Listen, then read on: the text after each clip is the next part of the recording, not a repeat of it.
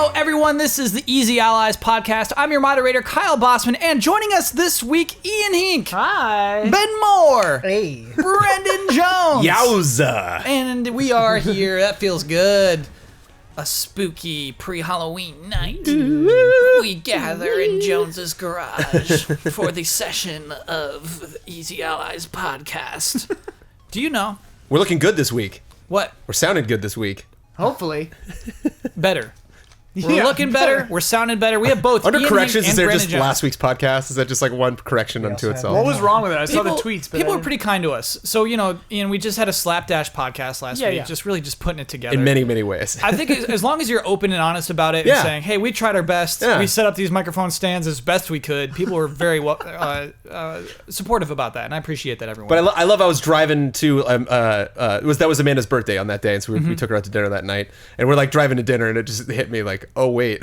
Like, I'm not No there, one's and there Ian's to not set it there. up. I can't Oh, wait God. to see this thing. I was So like- I'll just drop right in and cut the podcast later. Like, trying to find the XLR on the camera and just where to turn I'm it proud on. of you, Kyle. Even just getting that. I'm glad there's sound at all then. Yeah. Yeah, You did it a was good job. rough. You did a good Yeah, job. it was very rough. Ian, can you roll that die for me? It's time to roll for the Prove It ticket. Okay. Jones, you're 1, I'm 4. On using the proof ticket. 4! I Damn get the it. Prove It ticket. 2 I've weeks in a never row. had the Prove It ticket. Nice. All right, Damn it. so this is Prove It ticket level 1. That's mine. I'll take it.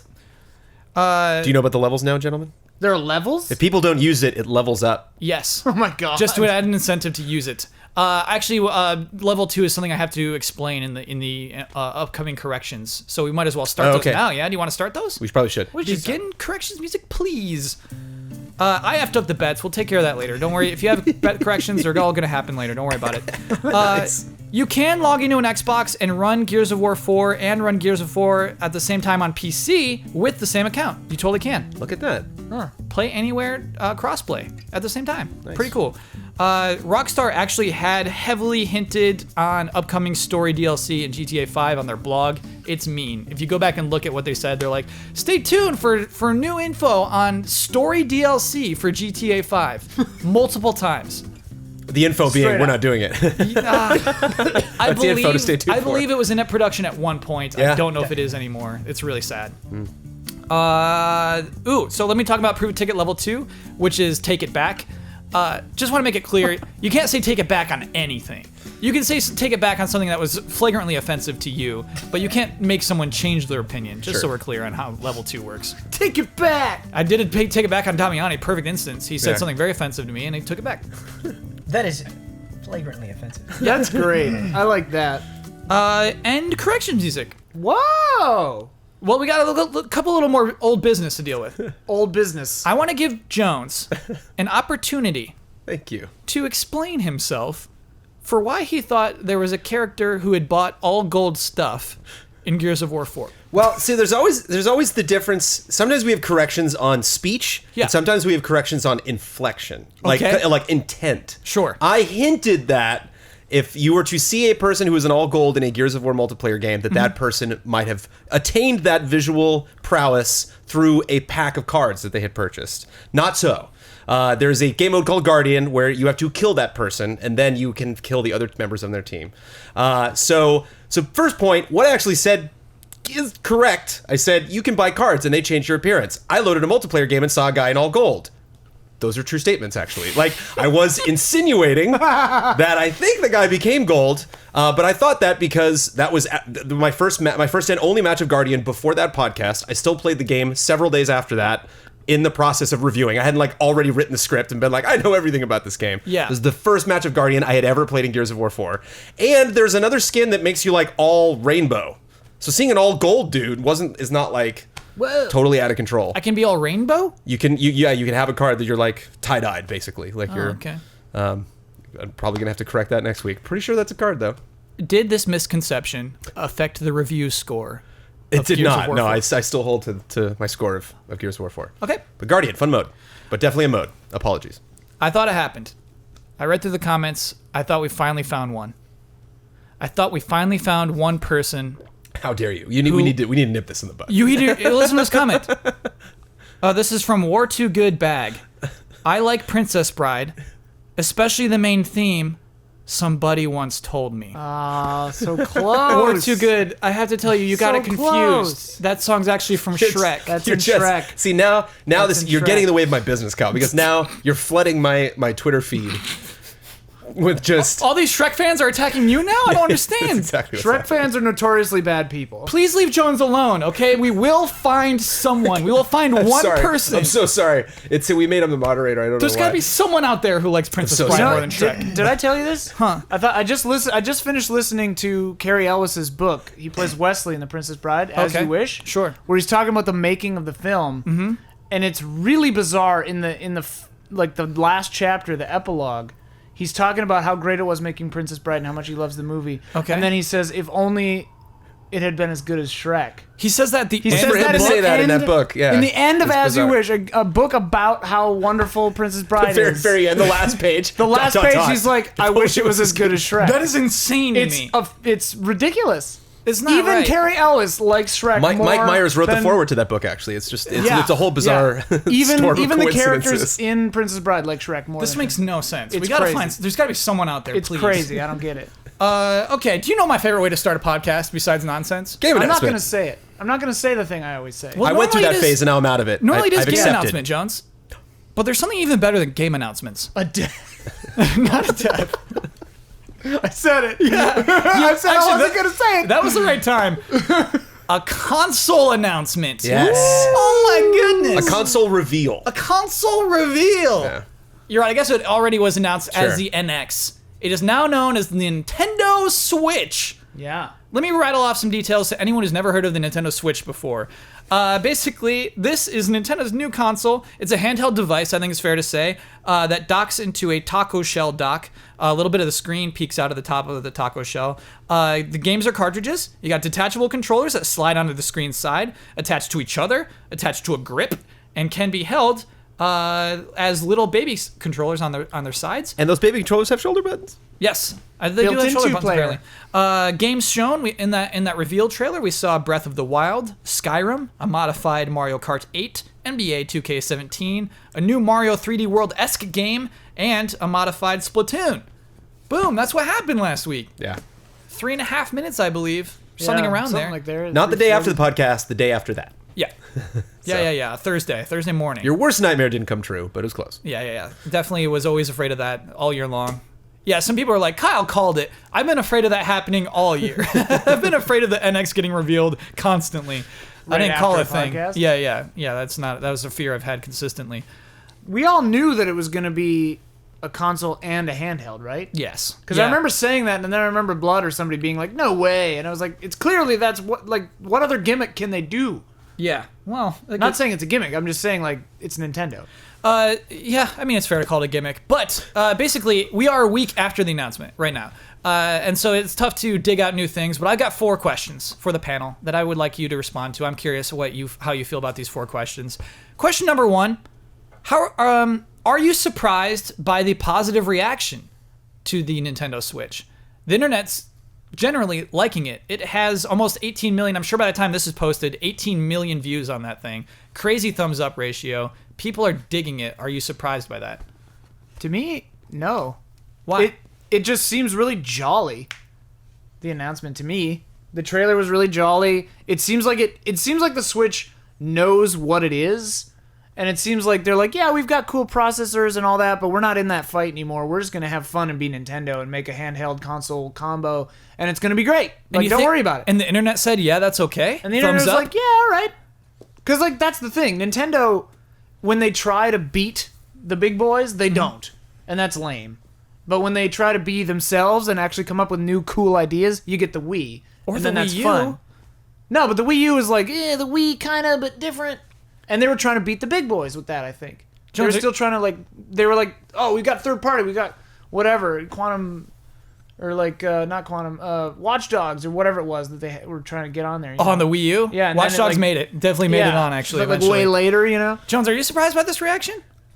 A little bit. I hadn't really actually checked to see whether people were like super stoked or People are super stoked. on it. not because I don't think it's cool, but just the internet. This was announced the same day as the trailer for Red Dead Redemption 2. Right. And overshadowed Red Dead Redemption 2. It did.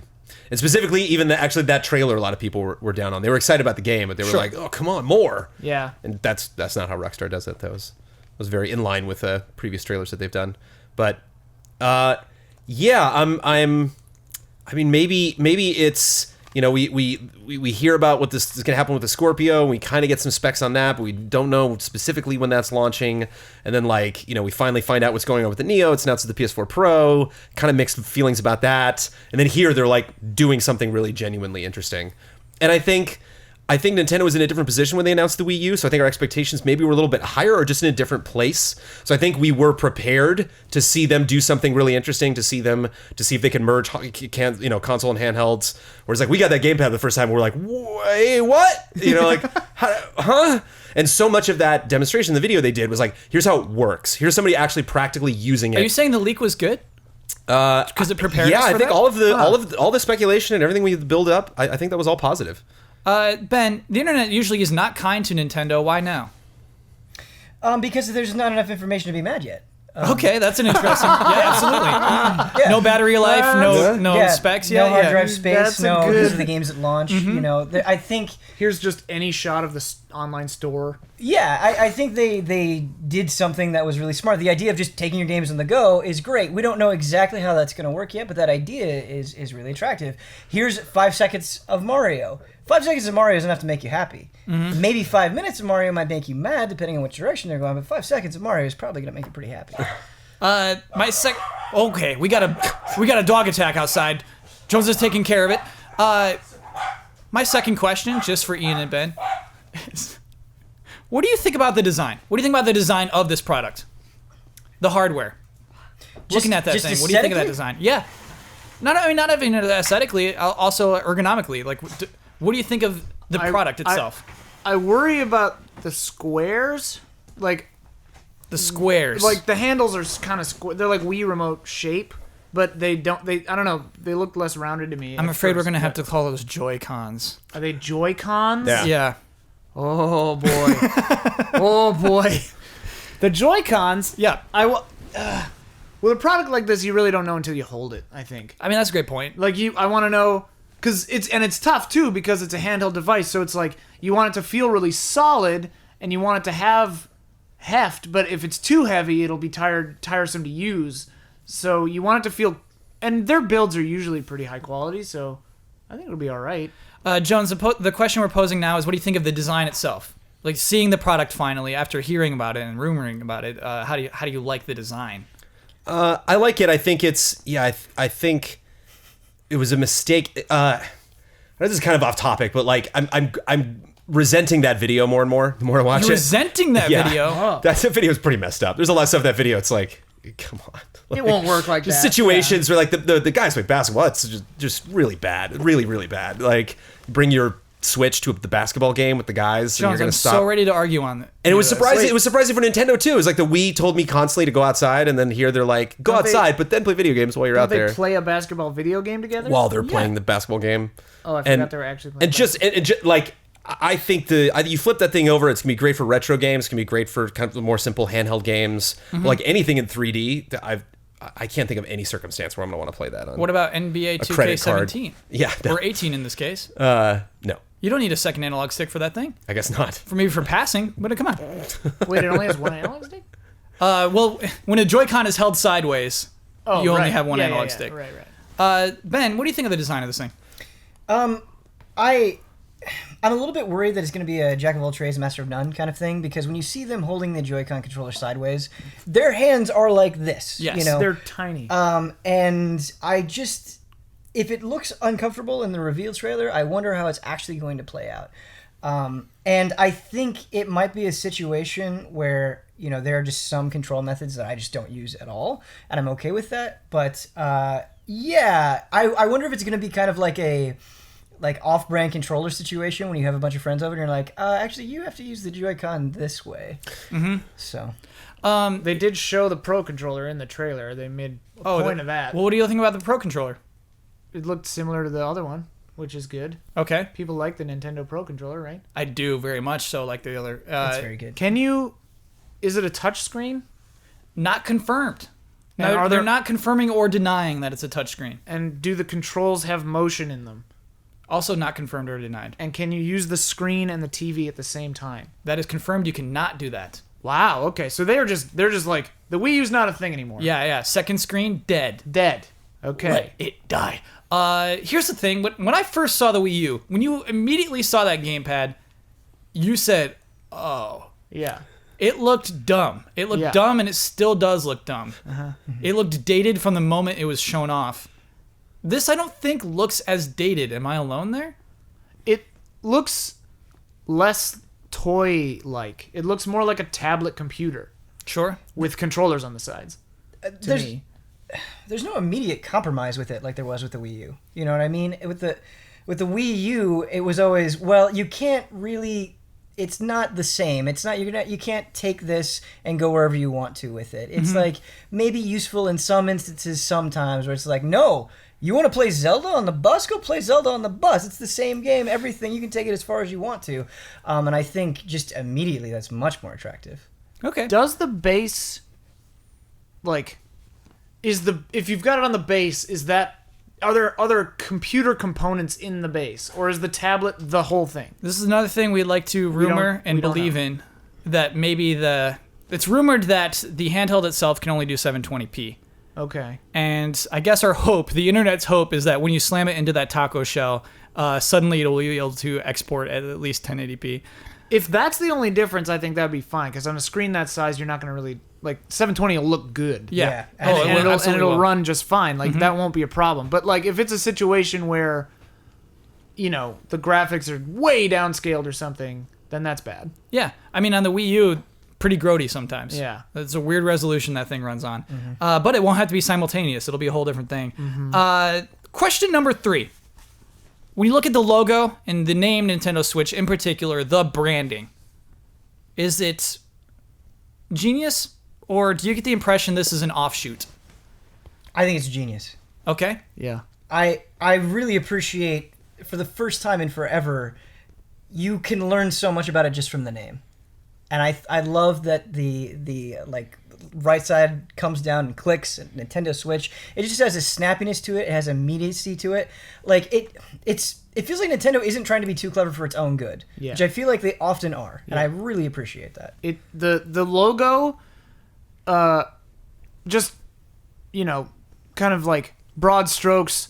They're making a Switch. Like the company, hopefully, I think that the logo and the branding and the name implies like, hey, we're listening, we're gonna switch it up, we're trying something new. So there's all that, which I think is good.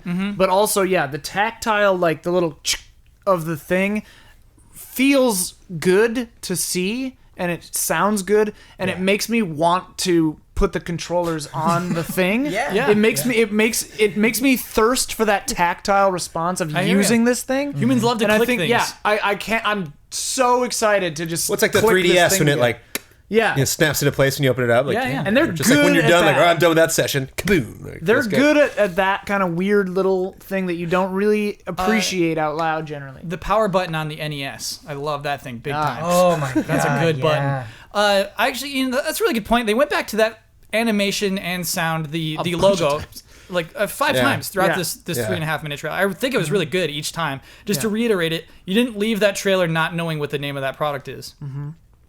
And I really think Switch is a really good console title. I'm curious if any of you disagree. Well, but it was a little. I don't mean to cut you off. Sorry. No, please go. It was a little weird because I wasn't here. I was out of town on vacation, and so I just see intermittently on the Slack chat that we use for Easy Allies, I just see people saying the word Switch a bunch. Yeah. So then I'm like, what the hell is that? We adopted it immediately, pretty quickly, actually. Yeah, everyone was just like, oh, Yeah. the Switch. I'm going to get that Switch day one, you know? Yeah. And I'm like, the Switch? What is that? So, like, it doesn't scream, you know, it's not like PlayStation 5. I know what that is. If I just see the word Switch out of context, I'm like, huh? I mean, now I know because I'm in the know. So it's interesting in that regard because I had to look into it. But I love that it's one syllable. yeah. Look at Xbox One and PlayStation 4. Those are stupid words. Both of those words are stupid, straight up. Why not belies the fun of the Switch? Sorry. No, it's okay. I'm not gonna lie. I do kind of just miss the NX as a title, though, the same way I kind of miss the Dolphin. Yeah, I hear you. Because when we were just talking about the NX, I sort of built up this image in my mind that was very mysterious and kind of foreboding and powerful. And the Switch is the exact opposite of that, which is great. Yeah. It's kind of like It's fun very and clear. casual Yeah. and you know, kind of to the point. And I just would wonder what an NX would look like, you know? Yeah. An Xbox One. We will but never white. forget the NX, absolutely. Yeah. I think Jones? this is a better move, though. Oh, yeah. The Switch being fun and casual and kind of flitty and free feeling, anyway. I mean, obviously, it's not out, but, like, that's the move. That's the right move. Yeah. Oh, Nintendo's supposed to be fun, jolly, happy, friendly, and they got it back. Jones, I'll pose the fourth question to you first. Ooh. So, obviously, there's still much to be revealed, as Ben opened up with. Lots to learn still. But I'm curious, do you personally feel better about Nintendo than you did 2 years ago? Sorry. Than I did 2 weeks ago. Oh, 2 weeks ago. Yeah. Remember back to October. Maybe a little bit. Yeah. Yeah, and I'm on the more positive side. Yeah. And I mean, how you feel about their position, how you feel about them as a company, how they're going to do in the coming years. you know? This feels different. Yeah. Yeah, I think it's funny when getting to the clicking. One thing that cracks me up is like I hate plugging stuff into stuff. I do that all the time. You know, moving this console, moving that there, and unplugging this power cable or something. So it's funny to add just kind of a sassy, fun vibe to like, you got to move it and plug this into that. You have to do it for it to work, but it's fun. You know, you're like, yeah, Yeah. click. They make it look so Yeah, I easy know. too. It's so smooth every time. And just that sound effect, like, Yeah. Do the controllers go down? They go down. Okay, yeah. Yep. it's different. I think it has that youthful, fun vibe, but I also think it's a pretty looking machine. I think the color was really smart. I think it makes it look more a little more modern. You know, like ties it a little bit more obviously with the black PS4, the black Xbox. It's black and dark gray to Yeah. anyone who's not seen it yet. And one thing that might seem like a small thing, but I really appreciated in that video, especially because sometimes when announcements come out of Japan, and you know, Americans are guilty of this as well, but like I think they can maybe seem a little more fabricated, or maybe there's a little more pomp and circumstance when they announce things, and I like that when the guy is going home to play Skyrim and he puts the Switch in, he's walking away from his television and you see the video image just boop, appear on the TV, and like there's like the guy's idle animation, the axe is just standing there, and it's kind of boring. It's kind of like very straightforward, just to show like you plug it in and then it appears. Yeah. They didn't like sass up that shot in any way or do some Yeah, it fun didn't go video like, transition. It's just very straightforward, and it's very like you plug this in, it takes a couple of seconds, it recognizes the video feed, shows up on your TV, and then you can start playing. And I really like how God, straightforward Nintendo was. I really like, we're going to show you exactly how this works. Mario's not going to come jumping out into 3D and do some thing. It's like, no, it's going to be very direct. Jones, that is Ben. I listened to Frame Trap, and I heard Brad say that was a bad choice. That Skyrim, a 5-year-old game, was a bad choice to show first and foremost. Because of what Jones just said, I think it was a genius choice. Well, I like the way the game was shown. You I recognized it I think showing a immediately. 2-generation-old game is a little rough. No, it's not. Well, Jones. and it does have a remake coming out. Right. Very and that soon. was, Yeah, presumably what he was playing. Like, Yeah, with the exactly. remake. And just it's immediately recognizable. I think, and also Skyrim's got one of those vibes of it's a game that's okay to like. It's cool, like Game of Thrones. You know what I mean? You can throw Game of Thrones out at any grocery store, and somebody can point at you and say like, "Yeah, you're cool for liking Game of Thrones." Right. Skyrim, same thing. Like, "Yeah, you're cool for liking Skyrim." It's got that kind of like invulnerable. Never played it. Ben, what's up? What's up? Dark Souls, never played it. You're not cool. I mean, I understand that perspective, and Yeah. I get where you're coming from, but to me, it echoes the Wii U launch in a very bad way, where they were like, guys, we've got Batman We've Arkham got City. third Yeah, party. We've got the Ultimate Mass Effect Edition. 3. That wasn't nearly as cool as they thought it was. Oh, yeah, And they- no one cared. Do you remember in the press conference they had Harley Quinn doing like a weird voiceover over Reggie? Yeah. And then they kind of like expected the audience to respond to that. Extremely out of touch. I know it sounds like that. I know it echoes that. I think it's Yeah. actually completely different. I really, really actually think it was a genius pick. What Because- would have been yeah. better? What would have been a better game to replace that with? Do you know what would have been a better game to replace that with? Destiny. Imagine playing Destiny on the go. Or something like that. Something online, that is that'd the be yeah, crazy. something online, something that I don't know, had a little bit more relevance, I think. Destiny would be really. I mean, you can't. No, I know. It's a doesn't have total hypothetical, but right. It doesn't yeah. have data program in it, so you'd have to have Wi-Fi on the plane to be playing Destiny out there, and on the bus you're hosed. Well, with GoGo in-flight internet, you can Ooh. have Wi-Fi on the plane. Yeah, It's just $9 every hour. Yeah, It's just pretty $9 an expensive. hour. so I know it doesn't have data, but I actually don't think that's as big of a deal as it seems. I think, well, Destiny's always online, yeah? Destiny's always online, so you couldn't play it in certain situations, but I still think it's an appealing proposition, something like that. Like going home for Christmas and being able, like, just to play on your parents' Wi-Fi or whatever it is. Like, I still think that could work. I think if you did that same thing and put Destiny in there, they had a greater impact showing Skyrim than they would have if they had Destiny on that same screen. I truly believe that. Because it's more recognizable? Because it's more immediately recognizable, and it's more, I think, highly regarded. It might be a more popular game, just numbers-wise, too. Yeah, sales-wise, maybe. Yeah, I mean, I don't have the exact info on that. Destiny's doing crazy still. Yeah, they make good money, still but extremely Skyrim popular, has, which makes it a really good pick from. I was talking to somebody the other day who's purchased Skyrim 4 times. Whoa! And here comes number 5. Yeah, that's what he was saying. He's like, man, now I gotta buy this thing again. I'm a giant idiot who's probably gonna play Skyrim again. Like I'm probably gonna. Should I play? I've never played it. I It's a played good game. Dark Souls. I like games with the bow and arrow. I like first-person games where I get Yeah. to shoot arrows at things, and that does it real well. gonna like it though. I don't think. No, I don't know. I don't think. yeah. Okay. I loved the other ones, but That comment that Jones just said sold me that on that idea, I think, way more. Sure. Because if you take something like a Destiny Yeah.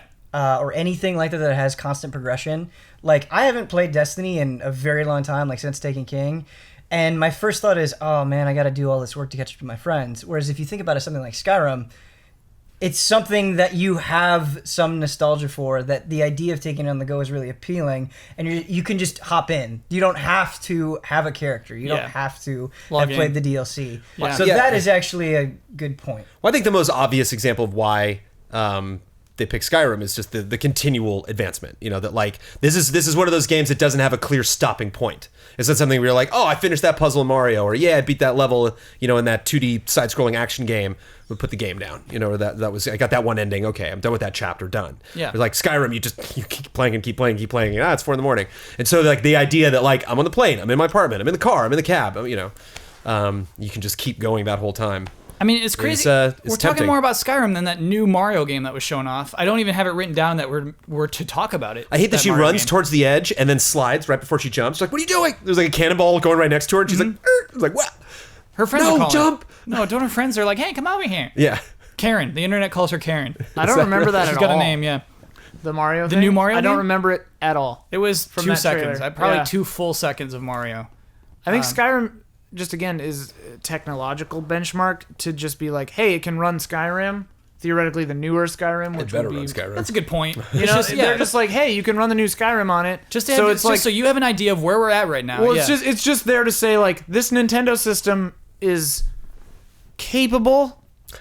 You know, Yeah. it doesn't have to be, because I think Skyrim's a choice is a very specific choice in that regard, because it is a technologically advanced game from a few years ago. Yeah. And like even the remake likely won't be that taxing, you know? So they're saying like, we can run Skyrim. It's fine. we got Skyrim. We can run Skyrim. We can run a little Skyrim on here. You like to shoot dragons? You want to shoot some dragons? Make the switch. Skyrim on the Switch. Ben and Ian, I do want to know though if you feel better about where Nintendo is at than you did 2 weeks ago. Yeah, absolutely. Only because the teaser was so on point for me. You know, it just felt so focused. It felt like they accomplished exactly what they needed to accomplish. The simplicity of it, I think, is what surprised me the most. There was not a single moment of that trailer where I'm like, all right, this doesn't seem very possible, or they're trying to cram in too much at once. Like, every single thing was just, this is what this scene is for, this is what this scene is for, I got it, you know. Which is pretty impressive for a device that is, you know, compared to other consoles, really complicated. Absolutely. Yeah. Yeah. But they like totally sold it. By the time you're done watching that trailer, you're like, I understand how the Switch works. Yeah. Yeah. The one thing that I'm curious about is the little block that goes in between That's called the grip. the grip. Yep. Like, does that have a bigger battery in it? Or is there anything technological about it? Does it have a rumble pack in it, or is it just to make this things far apart? Fantastic questions. We do not have answers. We to. do not have the Does that answers. thing rumble? Yeah. Let us know. Like, do you who know- knows? Do you know what my favorite part of the trailer was, though? Tell me. The Splatoon. Just having Splatoon get a moment, because Splatoon is amazing, and I think might end up becoming one of the most important things that we remember from the Wii U era. And so to see it get attention in that trailer, to know that there's going to be more on the way, to see that idea develop and blossom on a system that is kind of giving it not a second chance, but the attention that it deserves. Yes. You know, based on the quality of its idea. Like, that game is amazing. Like, there's a vitality to it that, Not a second chance, but a real chance. a real chance. Yeah, That's an what I'm trying to actual say. Yeah, you're getting a real Yeah. chance this time, Splatoon. You have an opportunity to succeed. Is Right. it possible that could be a Splatoon 2 as well? It's possible. I mean, they have Just a different. collector's edition seems like the most obvious play. Yeah. They have Day one, hairstyles. all DLC, That's- everything, $60. That's, Like, Same thing with Mario Kart. that's you the know. rumor, is that there's took- going to be yeah. a lot of Wii Game of the Year U edition, Mario basic Kart That's Game of the Year the edition. yeah. that's the one thing that makes me a little worried. Well, were you done? I'm done. Okay. The one thing I'm a little worried about, and I'm pumped on this thing. I think it's a great move. I feel much more positive. I'm bullish on Nintendo to use douchebag trader speak. Okay. I used to work with a bunch of, it was crazy, but CNBC right here. yeah, I'm bullish on the Nintendo Switch, and here's why. No, but I think they've got the fun back, and it seems innovative. I personally haven't bought a Nintendo console since the Wii. Omar bought a Wii U, my roommate, but we played Super Mario Maker for a week, and then it fell off a shelf, and neither of us cared. True story. No, But, I mean, that's a lot of people what they had with their Wii U's, for sure. And like this one, I'm looking at it and I'm like, I want to buy this, but the thing I'm worried about is it just going to be, you know, like they've got to come out. They can't do what they did with the Wii U. They've got to come in with some really strong contenders. I mean, obviously Breath of the You Wild? had it. You got this. Wind or Wild? It's wild. Okay, Breath of the Wild. Yeah. Is a big one, but it's also on the Wii U. Yep. And it's like this. And so right now the Switch, to me, I want it to have some big titles that only it has, Oh, Ian, and that are drawing me got into it. One word for you. You don't even have to worry about it because of Retro. The company. The company. Don't even worry. Don't even be concerned about What are they gonna this. make? I don't even know. I have no idea what Retro's making right now. But I'm like, give me a Metroid. Give me a new Mario that's just on the Switch. Well, I mean, that crazy. that was there for 2 seconds. Yeah. It wasn't crazy though. That's the thing. Right. I think it looked pretty familiar, to be honest. Don't with you. do. That's what I'm worried about, because Yeah. Nintendo, the blood, you know, of Nintendo are these amazing, you know, tentpole franchise games and occasional new innovations. And without that, the Switch is just gonna Wii U again. And like, I'm worried because the trailer was 90% old games or Game of the Year editions.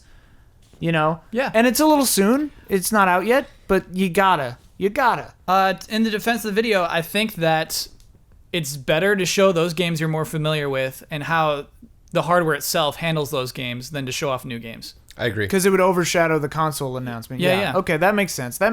So now they can announce a brand new now- game, and you know, you're like, oh, I wonder how that's Yeah. going. Oh, I can Before- take that game on the go. Oh, it's gonna be sweet. Before the Switch comes out, I need to know what game, 2 games, am I buying that I have to buy when I get my Switch? Skyrim. There are going to be 4. Ian, I mean, count there 'em. need to be. There will be There 4 needs games when to be. that console launches that are like, oh, I gotta get all 4 of these games. Yeah. But if they don't do that, it's bad news. Okay. Because if it's just a machine that plays old games and you can take them out of your house and play them in your house, not good. Yeah. I understand your concern. Don't be there. All right, I'm excited. This thing's gonna be a software I'm powerhouse.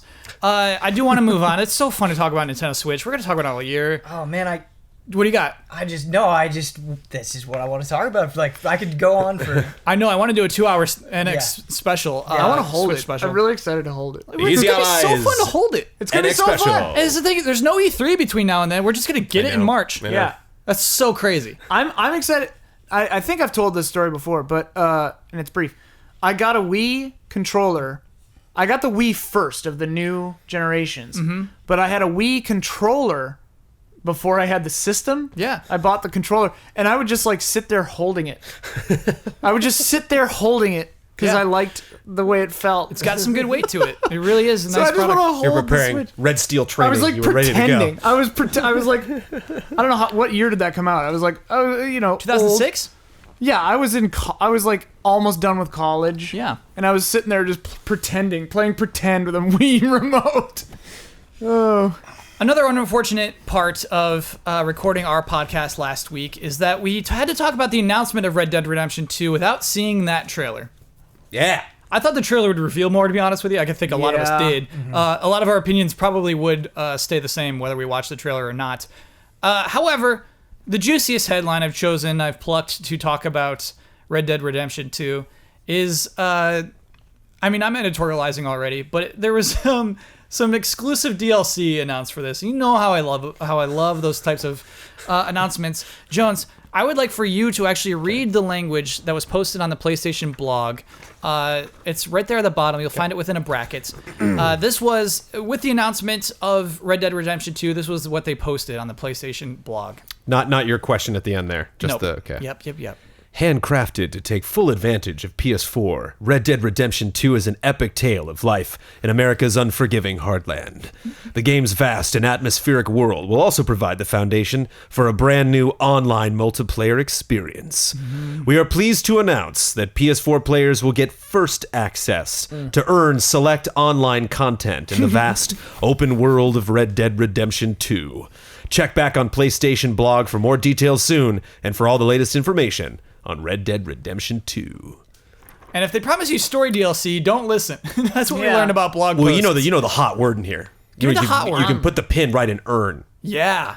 We'll Earn. get first access to earn select online content. Can I tell you what I think that means?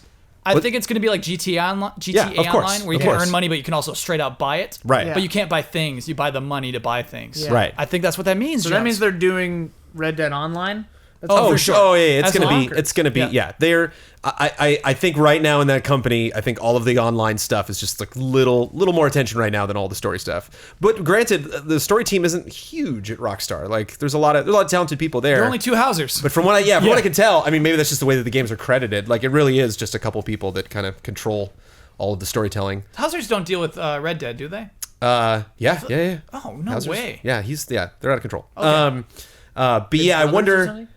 You can Are they brothers? They're brothers. earn select content. I wonder if it's like It's not if you maps, dude. complete It's just little past stupid a certain things. But like points, all of things. these are just dumb. They like you get a golden gun or like a shitty weapon you're never gonna use or like some new shirts. yeah. I wonder if it's like a Exclusive new, to the right. PlayStation They're always platform. pointless. Oh my god. just like a Sometimes it's like fun a headdress new- you can put on your horse or something. Yeah. Or sometimes it's like, oh, play this certain battle mode where it's the same as the other battle mode, but the bases are swapped. You know, it's like. I don't want to make predictions on this thing because this game is very important to me. Yeah. This is one of the most hyped, anticipated games I've had in some time. What is some time? 5 years at least? Probably since GTA 5. I'm trying to think of like the last game. Maybe Arkham Knight have been after GTA 5, right? It's probably Arkham Knight. It was like Okay. the last game where I was like, I cannot wait to play this. I don't care at all about the. Yeah. That's why I don't want to talk about it too long. I would be extremely surprised if that content was something that I'm like, whew, thank goodness I'm playing this on PS4. Yeah. Not possible. It's not possible for I it to be that. highly doubt, yeah. You got the hat. Because that would be a mode. That would be really like, this whole PS4 group is got just the in hat. some lobby you're not even in. Yeah. But if it's like, look at my Apache headdress. Like, I would pay good money for a Kyle Bossman voice that said, "You got the hat." You got the hat. PlayStation 4 exclusive Bossman. You voice. can't get the hat otherwise. The only way to get the hat is to be on a PlayStation platform. I mean, broadening this conversation just a bit. Yeah. I don't understand why anyone ever acts like get the GameStop exclusive level pack or what, like whatever. Like, because necessarily they can't be that good or people would riot. Like, if they were so cool that, like, if PlayStation gave Rockstar, like, a yacht full of money and was like, hey, put, like, an entire extra act that's the best writing in the game that you can only play on the PS4, But- like, that would be so crazy that it's not going to happen. So it has to be pointless by nature. So by nature, these incentives have to it's be like on the meaningless. it's like on the line. If you had the list of like the amazing list and the crappy list, You're right. it's either got to be like top of the crappy or bottom of the amazing. Like, Right. It's got to be somewhere in the They middle can there. never be Tantalizing good. enough, but Well- not like required. That's the genius of it. That's what actually makes it feel gross, because it's pointless enough that people that would get mad about it, that would generate the headlines, just ignore it because it's like, oh, it's not a big deal. no one cares. It's The just the people hat. that live for that series and that game will do anything to get some of those bonuses some of the time. I gotta get the hat. Sure. Yeah, Yeah. and that's You got the hang. Well, not that's why it works so well. Not to throw myself out there with another possible Gears 4 correction, but Zombie Dom is the Pre-order incentive, I think? Yeah, I think you get it with the $100 version of Gears 4. Oh, okay. You get, I don't know how you get them now, considering the game's already launched. I don't know if Zombie you can still Dom. buy that version. I use Zombie Dom in multiplayer. Right. But I it's- mean, I don't really care. But it's a great, but it's a great, but it's, I think it's, again, it's on that line. It's I'm like just something super that's cool. important I got Zombie to the Dom. Gears community, but it's not a big not a deal. character that is in this game. So if you just played Gears 4, you're not necessarily going to know who he is, you know? And obviously it's tongue in cheek. They're like, oh, Dom's back, you know? Yeah. I thought that just seemed like so perfect. Like, of course that's, It ain't right. Now, this juicy story just popped up today. This gets games media riled up. I don't know if it gets games fans riled up. I want to see how the panel feels about this. Bethesda announced today that they will no longer be sending out review copies of their games, any of the games they're publishing, ahead of launch. Jones, again, I'm starting to lean on you so much. I need you to read their press release. Okay. I need you to read their explanation of why they are no longer good, okay. sending out review copies. I was hoping they said why. And this is a great why. At Bethesda, we value media reviews. We read them. We watch them. Thank you for the watch. I really appreciate that. There was some review I did where I spent like hours and hours and hours working on the review. And I was like, "Did you guys watch the review?" They're like, "Oh yeah, the team read it. We thought it was great." And I was like, "It's not a read. This is an 8-minute video I worked on for 20 hours." Okay, thanks. We read them, we watch them, we try to learn from them when they offer critique, and we understand their value to our players. Earlier this year, we released Doom. We sent review copies to arrive the day before launch, which led to speculation about the quality of the game. Since then, Doom has emerged as a critical and commercial hit, and is now one of the highest-rated shooters of the past few years. With the upcoming launches of Skyrim Special Edition and Dishonored 2, we will continue our policy of sending media review copies one day before release. While we will continue to work with media, streamers, and YouTubers to support their coverage, both before and after release, we want everyone, including those in the media, to experience our games at the same time. We also understand that some of you want to read reviews before you make your decision, and if that's the case, we encourage you to wait for your favorite reviewers to share their thoughts. Excuse me? Bold. They want me to wait Bold. before I buy their game? If that's important to you. If that's important to you, go Yeah, ahead and wait. It's your call. Isn't that you know? fascinating? If that really matters to you, then you should wait. But like, yeah. I mean, yeah, unless the shadow thing is just like people ain't gonna wait. So even if the game's bad, we can send them out late. That's not That's even- what people are worried about. That's a big old shadow. That's barely under the surface. That's what they're saying. Yeah. Because yeah, they don't say why. You know, They're like, it worked for Doom. I don't like Yeah. it. I don't morally agree with it. I think it's wrong, but I get it. Yeah. I really do, because specifically with Doom, there's a video out there. I'm not going to name the outlet, but they're like, "Hey, watch the first 20 minutes," and it's like they can't even play the game, you know. And it's I think with something like Doom, It made the game look bad. they made the game look bad. Yeah. Horrible. Yeah. In fact, and if you there were some early media impressions of Doom that were like, "Oh, you know, it's just another violent game. Like, who cares?" You know, and I can imagine working on that team and being like, you know, these people just don't get it, and that's infuriating. So we're gonna not have them ruin that for us. And I get it. I really, really do. Especially when you're making something like that, where I think there are so many expectations and it has such a long legacy. Yeah, I get it too. I just don't think that's a privilege you get to have. Just in reference to television and film and music, hey, you got to send out review copies. Do you? When you don't, I mean, this is going to be a harsh thing to say. It doesn't need to exist. Reviews? Reviewing criticism. Oh, I It don't doesn't. agree with that at all. I don't agree Oh, with boy. it. I'm not saying I think this. I'm just saying it doesn't need. that expression implied you think this. No, it doesn't need to exist. Nothing, you know, like I think that criticism is very, very valuable because it makes things better over time because people listen and things grow, right? Mm-hmm. But I'm just saying, like, the way that the system works doesn't have to be that way. Like, it could have always been like, yeah, you wait until the show comes out and then you write your review you know, and then everyone gets to see retroactively what you thought of it, you know. I'm just saying, like, the system being set up the way that it was didn't have to be that way, you know. And they're making the game. It's their call. It absolutely is their call. I'm sorry I used the word right. Like, absolutely, they get to choose when people review their game. Just to be clear, I value and like reviewing and criticism. I don't. I'm just saying, devil's advocate. I don't know if I buy the movie and television comparison, and I totally get where you're coming from, but you know, as somebody who tries to pay as much attention to this as possible, I see more people now than even I did a year ago that say, oh, I'm interested in this game now. I bought this game because I watched it on Twitch. That just matters more.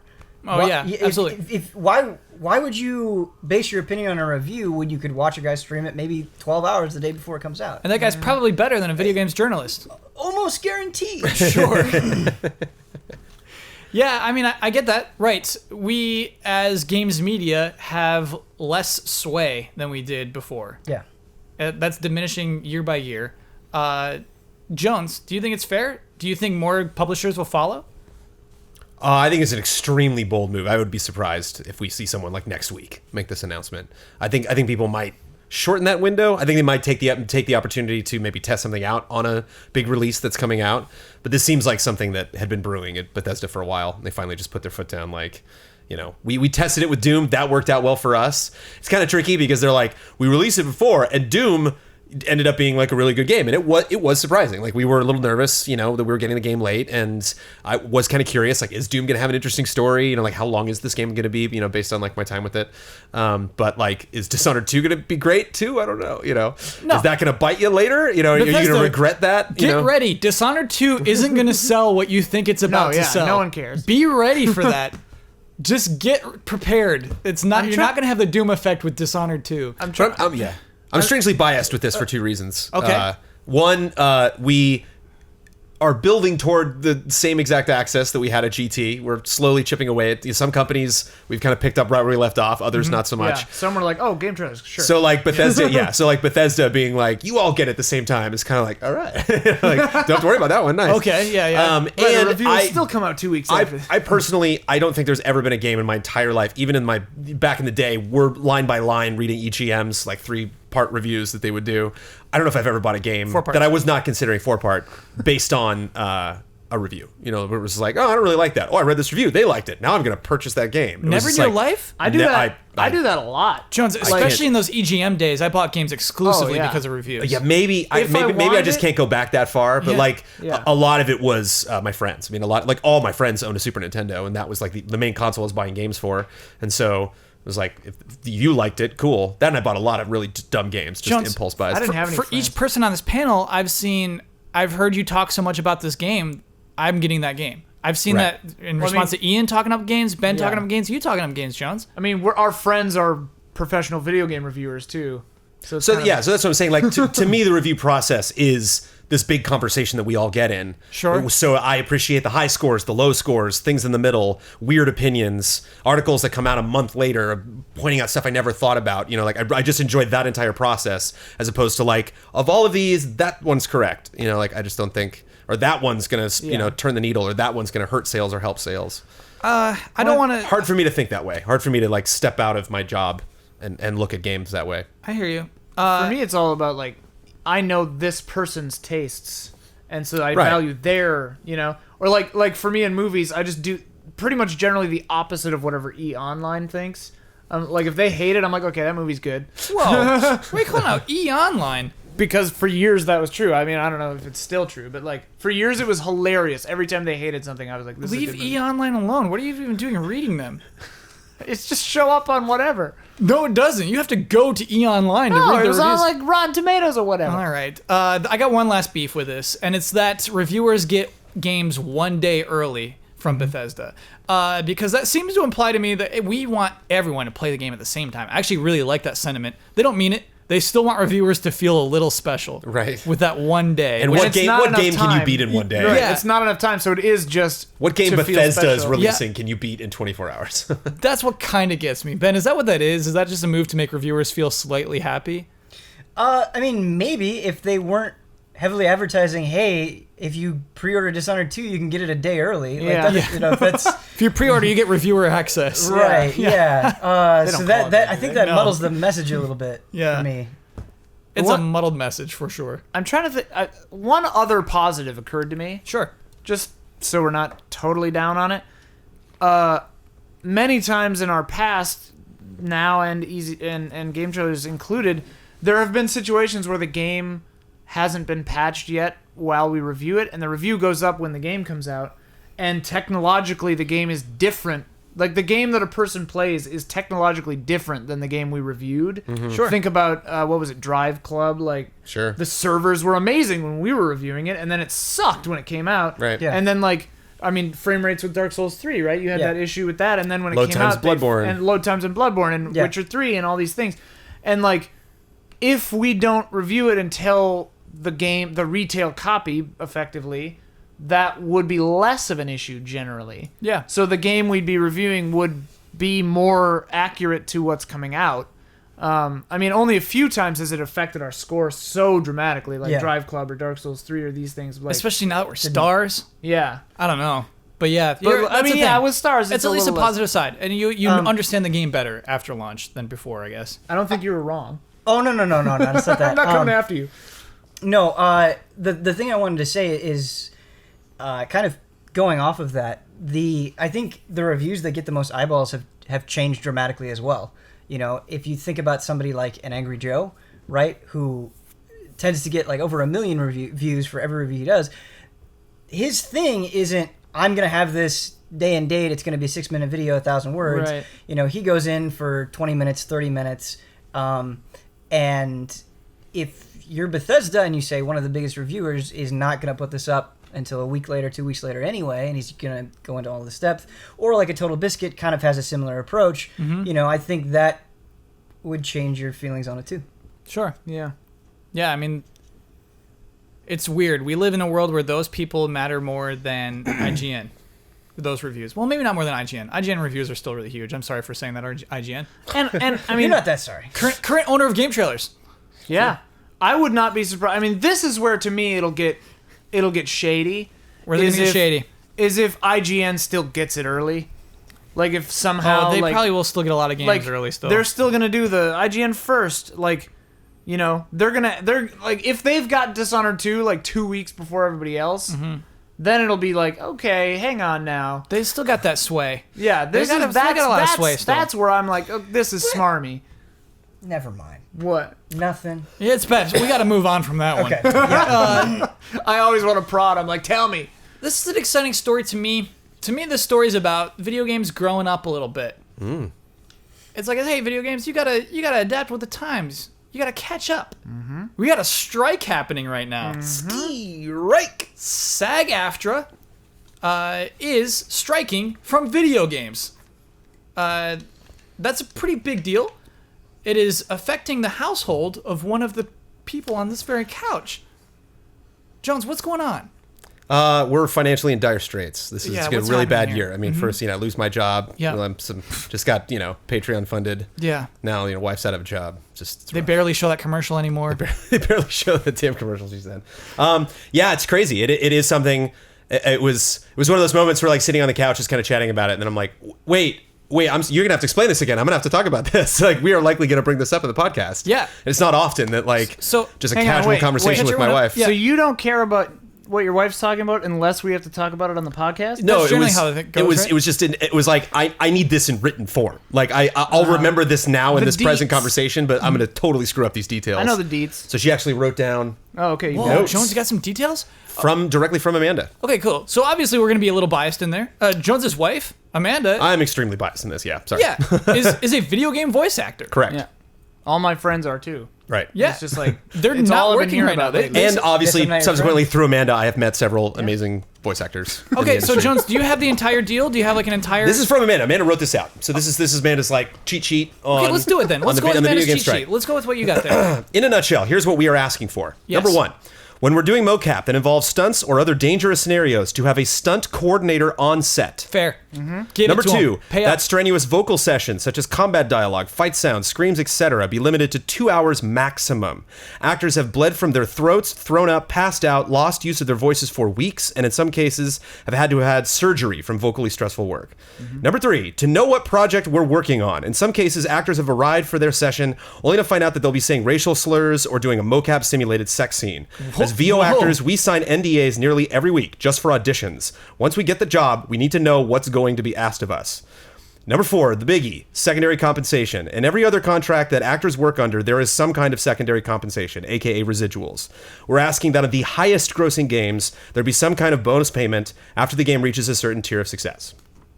2 million copies is the actual certain 2 million tier of copies, success. and then Which is not, that's a lot. which is a lot, and then Not you're many getting- games per get year there, hit yeah. 10. and then you get like, I think it's not even a huge amount of money. It's like a quarter of a session fee for certain characters. It's a little variable, but like it's like $200.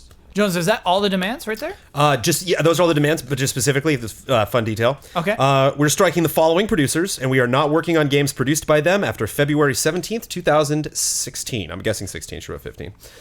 Activision No, 15. Publishing. The games, if they weren't started in production Oh. before February 2015, so games that were in so you production didn't- before that okay. can finish. Okay. So like if you're a striking voice Got it. actor, That you makes can sense. still finish out whatever game. Oh, because I remember that story, the hashtags and everything back then in February. Mm-hmm.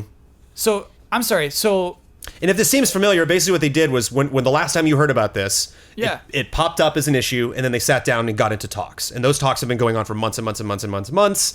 They've finally broken down their striking. So let's say I'm doing vocal work on Final Fantasy 16 right now. Let's Right. just say that. Right. Yeah. I got to leave my job. Yep. Oh, Unless You're out. I mean, You're gone.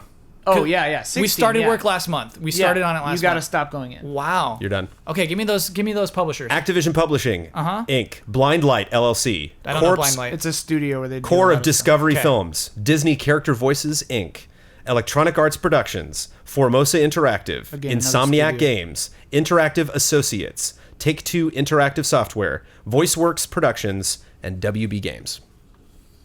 So that's interesting. There's studios that just they're do like- mocap and things in there. Yeah, and I think they're big. They do a lot of like other stuff.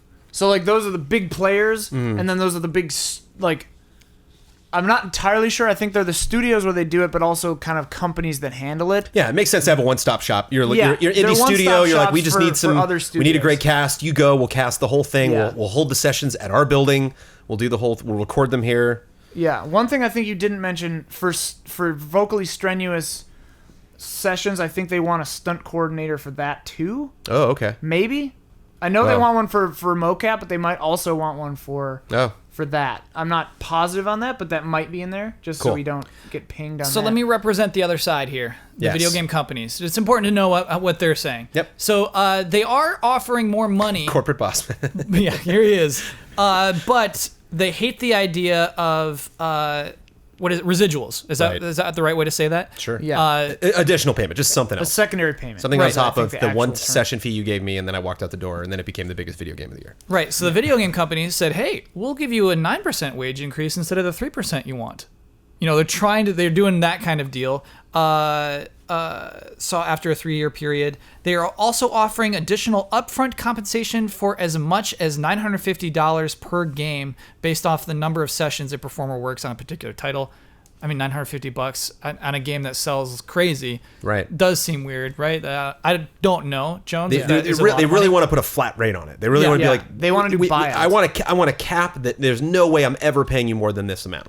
And then I want to give a quote from Scott Whitland, who is the lawyer who is hired by the game companies, who considers it to be fundamentally unfair to the programmers and developers who put in far more man hours on a game and who aren't compensated based on a game's performance. That's from LA Times reporting. That's not a direct quote from him, but mostly from LA Times. This I was talking, I won't say who, but I was talking with some friends who are actors involved in this strike and developers that have At the same table. at the same table.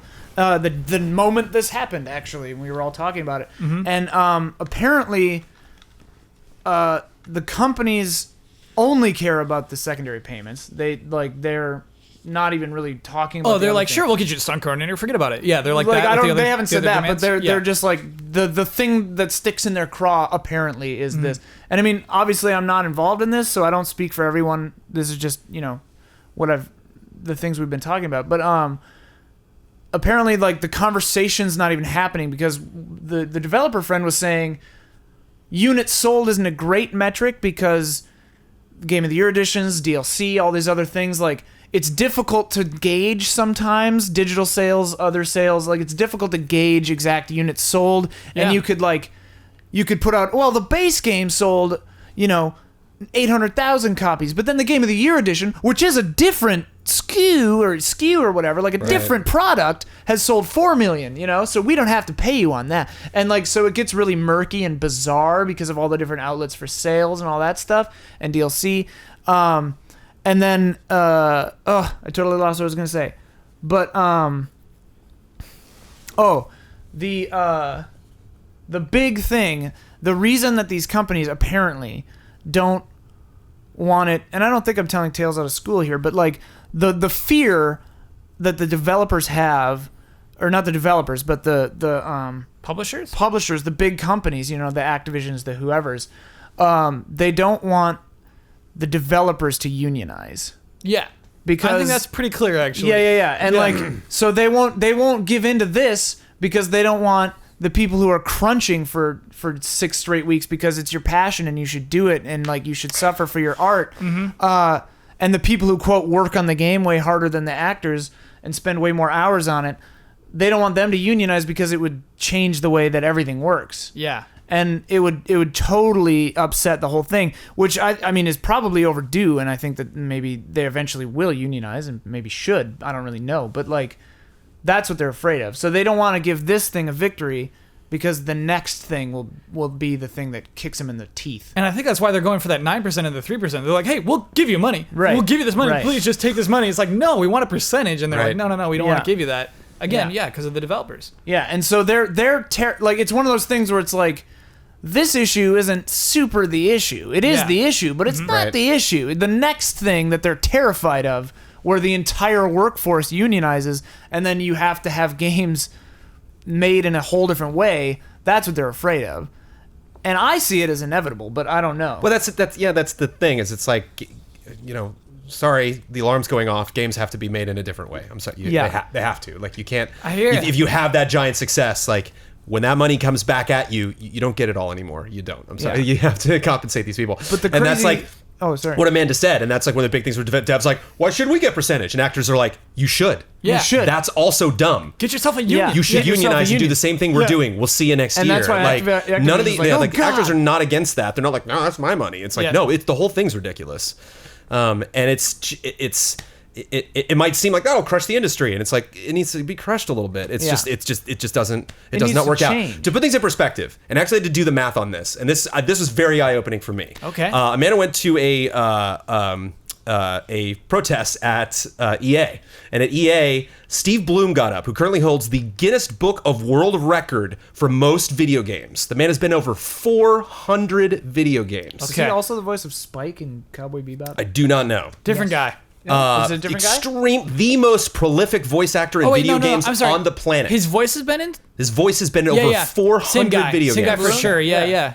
He, in his career, has made $330,000 in his lifetime doing video game voiceover work.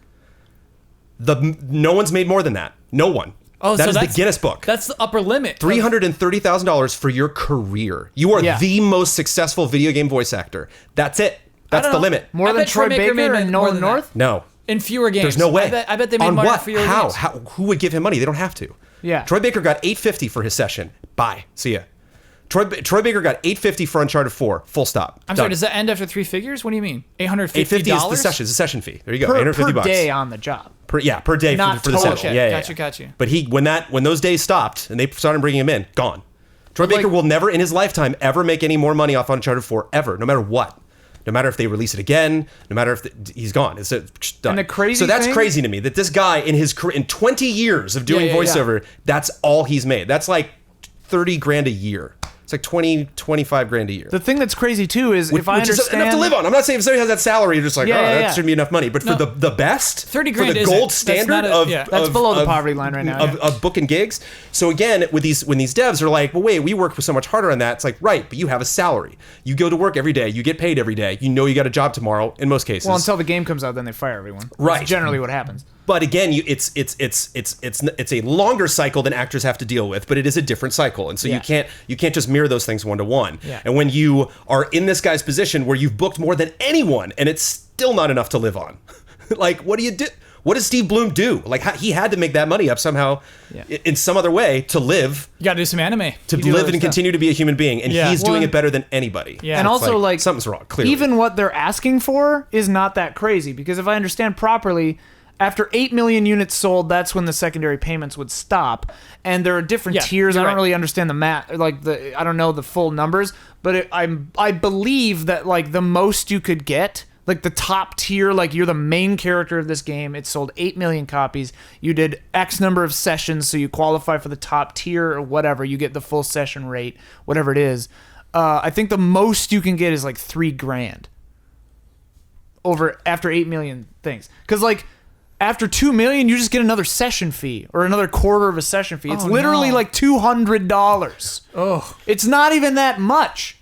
And they're just, they don't want the developers. So then when to I union. read off that 950, that's That's as a much as session 950 fee. per game based off the number of sessions and per. Okay, I see. That's generally a session fee, I think. I see. Wow. So like if you get an animated show on Nickelodeon that runs for 5 seasons, you're set. Like you're like somebody meets you, and you're like, what do you do? You're like, I'm the voice on that. That's what I do. Like Yeah. I go out and I'm in a commercial. I'm doing some other things right now, but thank God I have that job that supports me. Video game do actors Phil never and say Lil. thank God I've got any. It's just like no, Right. I got to book again tomorrow. I have to Yeah. get another job. And Otherwise you I have won't to be eat. booking commercials and anime and cartoons. And I might not be able to book because Right. those people made me scream at the top of my lungs for 3.5 Right. hours, and now I can't audition for anything today. Like know, you it's risk like- your livelihood. when you're screaming like that. it's just the way it is. It's not I know it's really easy for people on the outside to just be like, wow, prima donnas, man. Yeah. People asking for this special treatment. It's like, if it's your job, yeah, you got to. And they're If not you even really want to asking for that continue to do it, I much. know. They're asking for safety and $3,000. So what do we think is going to happen? How long does this last? It could don't be know. it could be a long time. Yeah. The old writer strike went on for at least one full season of TV that was super gooey. My Ruined friends, Transformers. My friends were talking about like they mentally have to prepare for this to be like it could potentially be years. Yeah. Oh God. Because video games will probably just hire cheaper actors who aren't And union. and the cycle. Well, they can't. They can hire non-union actors. They're in the Not contract. for a they union can't. game, yeah. Yeah, they can't. You can't. And they want to real bad. Yeah, Yeah? They want to cannot. bring in like, That's the whole point of Susie the from union. accounting, come in and do this fun character. It's like Yeah. Susie, is she signed? Does she have, Yeah, like is you she can't just SAG? throw her in the game. Yeah. The signatories to the original contract cannot do. No, so this is interesting to me. So I want to make a game right now. I'm Right. at Activision. I want to make Destiny 2. So all of my actors, they're gone. They're either in the union or not. Yeah. So let me get some non-union actors in my game. Sure. Why not? Go for it. Okay. What's the but? That's just a lower tier. Like you're not getting best You're of not the- going I'm to get not a Laura getting Bailey. You're SAG-AFTRA. not getting I a actually Yeah. think Travis William or I don't think they're allowed. Troy Baker and Nolan North. I think you're totally allowed to go non-union if you I want to. don't think I you know, are. because then why are you in a union? Then the union's going to get really pissed at you. They're like, If they "Stop could do it." that, they would You're just not use There's no union reason actors for it ever. if you can do whatever game you want. If I'm an actor, I join the union for the protection. I join the union because it helps me get better gigs.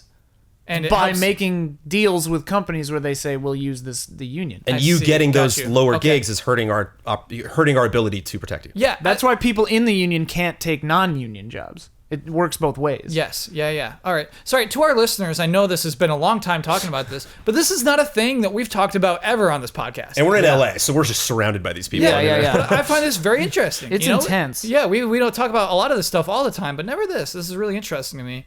And I hope we got all the facts right. I mean, I'm trying, I was trying to, as best of my knowledge, and it's affecting a lot of friends of mine. It's an active negotiation, so Right, the facts yeah. could have changed in this moment when Right, we've been having this right. conversation. So, Yeah. And just really quick. Sure. And again, we're super biased, so if you're just like, I don't agree with them, that you're completely entitled to your opinion. Yeah. But if you're interested in helping, how easy fans can help, tweet about favorite voice actors from games, about how acting in a game makes a big difference in its entertainment value, and that actors deserve to be treated with respect and kept safe while doing their part in video games. Add the hashtag Performance Matters to any tweet about this. That was it. I know I didn't have anything to say during that whole thing. We talked a lot, Ben. That was, I loved learning about all that stuff. Like, Yeah. I think you guys did a great job That was cool. of presenting the different arguments. So, Also, I mean, happy to be here. yeah. This is weird. I'm having crazy deja vu. I feel like we talked about crunch, and then two people talked a lot, and then someone else just said, "I'm happy to be here." Didn't this happen before? It's a cycle. But yeah, I mean, I do think that this whole thing is really intense and crazy, and they're asking for reasonable things, and the reason that they're afraid, I think, is just because they don't want developers to unionize, which I think they should, because I think that crunch is harmful and dangerous and ridiculous. Yeah. And if anyone ever says startup mentality or like any of that stupid garbage, I just walk out. Like, that's ridiculous. Like, it's your dream, not mine. It's crazy the things that Amy Hennig was saying. Yeah. I guess that was last month. No, it was earlier this month. Just about how awful that life is. Yeah. But it's weird.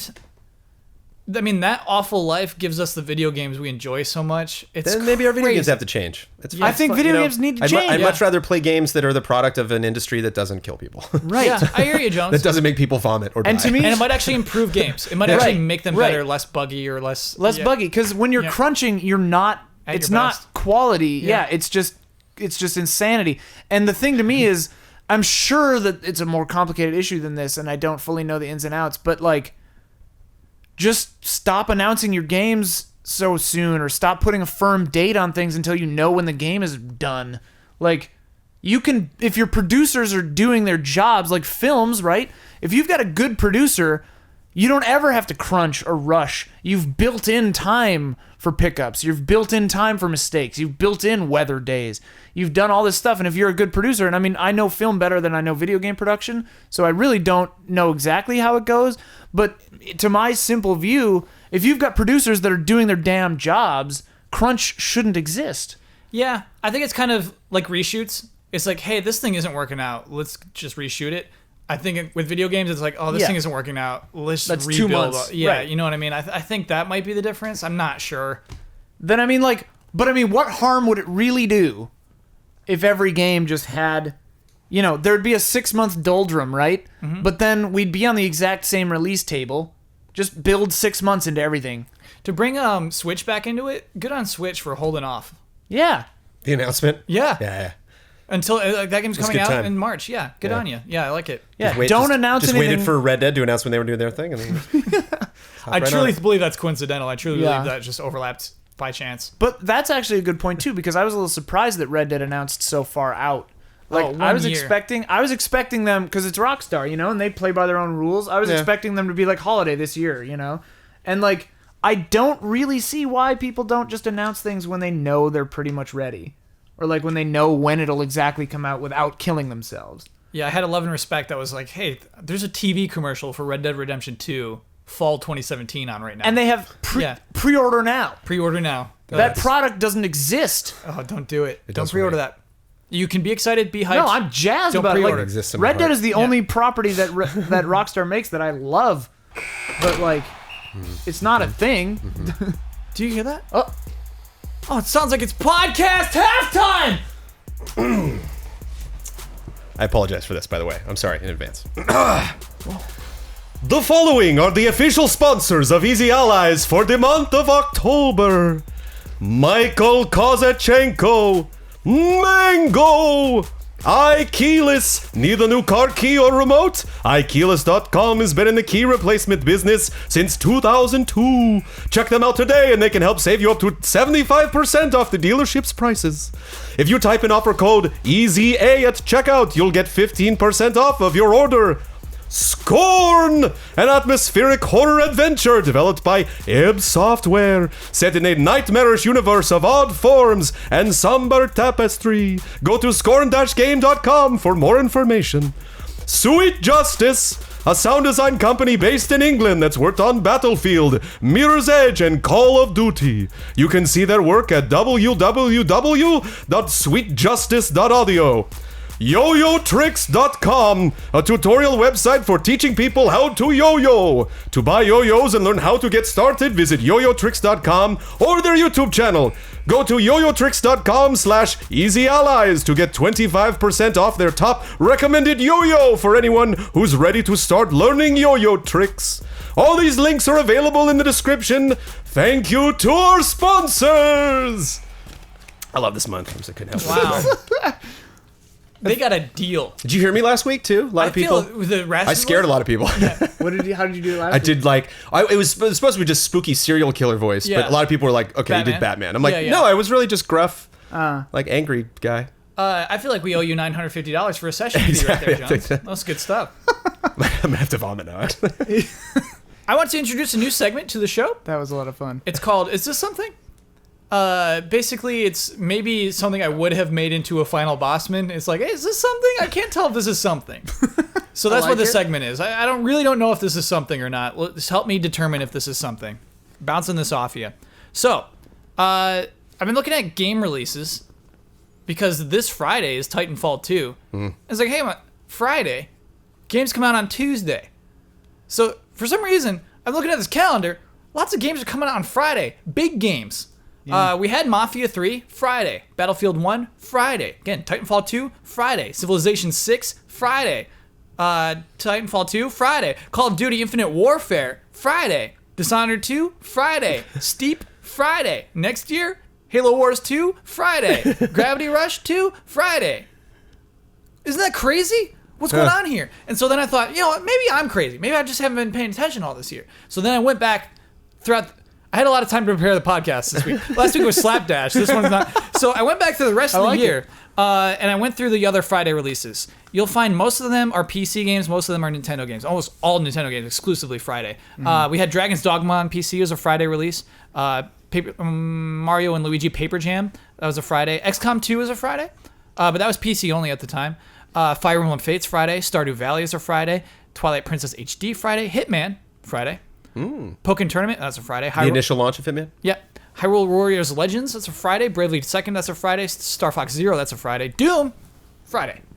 Doom's probably the biggest other Friday that we had this year. Kirby Planet Robobot, that's a Friday. Sherlock Holmes Devil's Daughter, that's a Friday. Tokyo Mirage Sessions, that's a Friday. Monster Hunter Generations, Friday. Metroid Prime Federation Force is Friday. Dragon Quest VII, Friday. Warhammer 40k Eternal Crusade, Friday. Yokai Watch 2, Friday. Five Nights at Freddy's Sister Location, that's a Friday. Friday Nights and Fridays? Paper Mario Color Splash, that's a Friday. All those Fridays.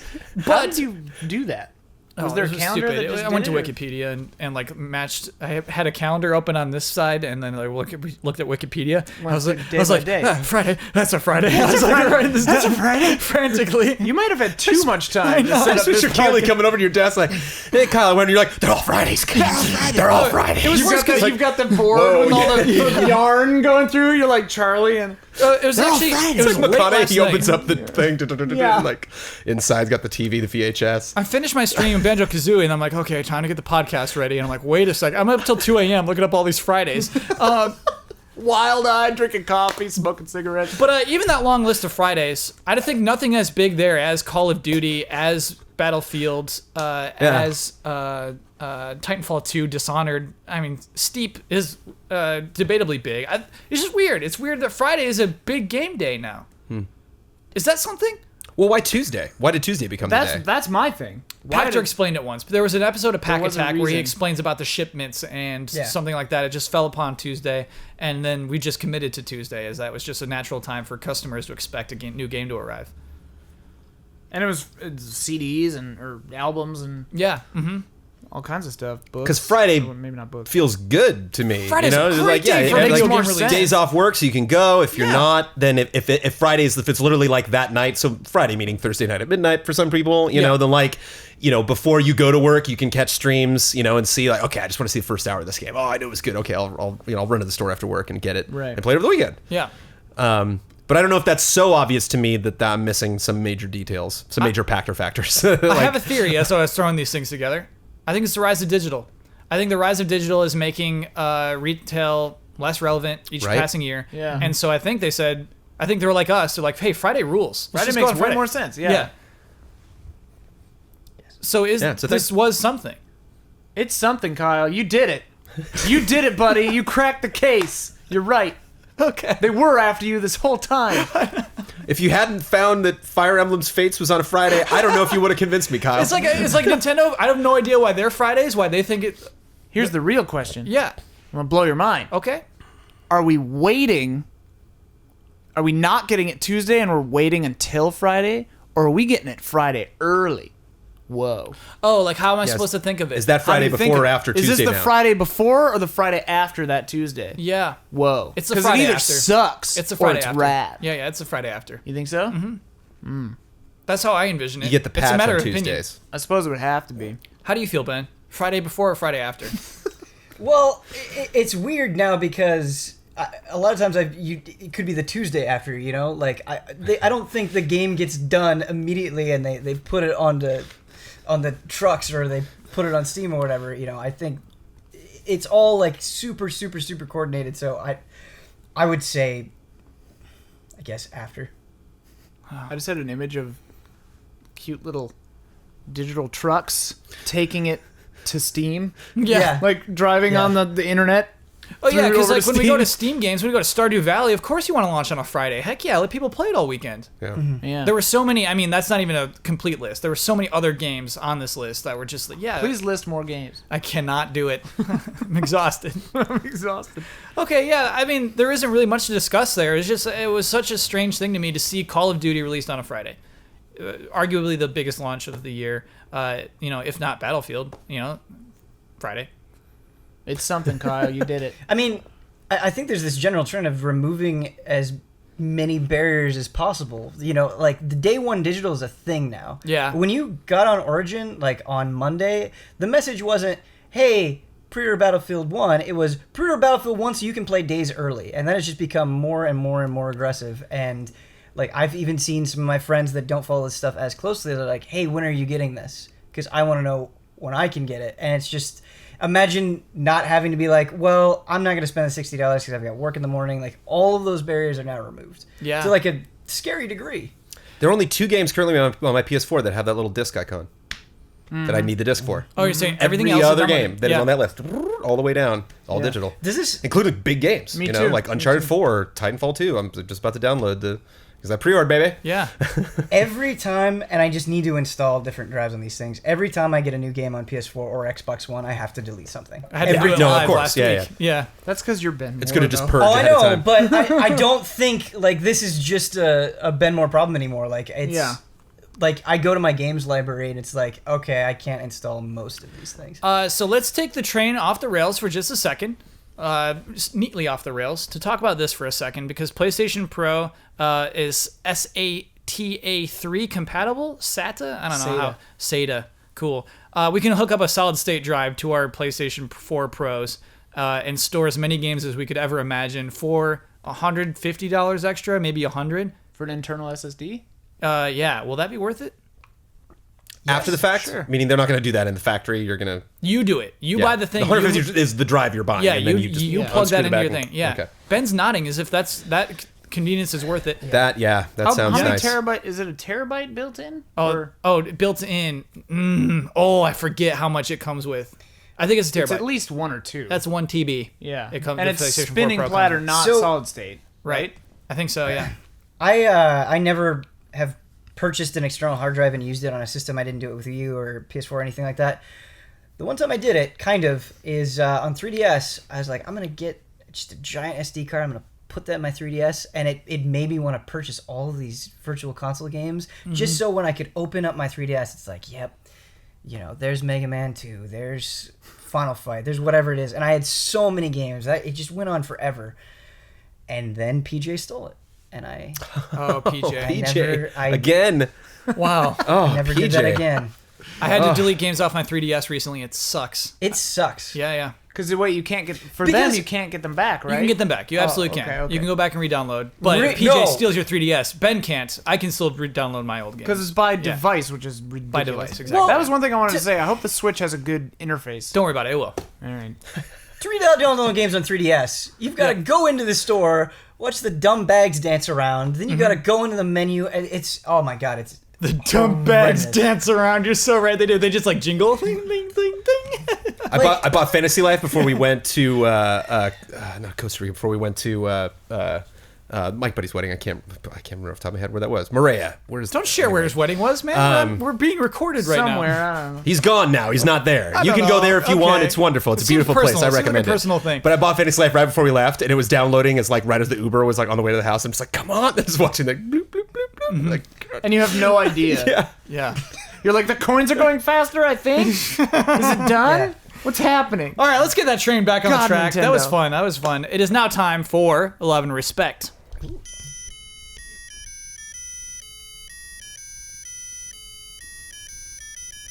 Love and respect. This is so weird. Rufus is the same every week. It's the same Rufus. Some weeks he sounds like he's Yeah. dead. He sounded great tonight. He sounded good. Great job. Wow. He Rufus. rehearsed. Great He had job. the same amount of preparation that you had for this podcast. Yeah, I do. I feel connected to Rufus in a strange way. It's time for Love and Respect. This is, of course, where we pull questions, topics, and games from our community on patreon.com/easyallies. Ooh, let's, you know what? Yeah, let's do it. This is a fun one. So, to people who don't know, these come for people who pay us $5 a month or more. Mm-hmm. And so very rarely are they critical of us. But here we go. This one I think is a direct response to a recent review, and I can't wait to like try this out. I'm ready for it. Jones is ready for it. He knows what's coming. I feel like this has to be about me. It's not. No. Oh, okay, cool. Here we go. This is from Andrew Bailey. I had a question about the editorial we used in Easy Allies reviews. And, of course, we've had this conversation many times. This goes in interesting always ways. thought about this, too.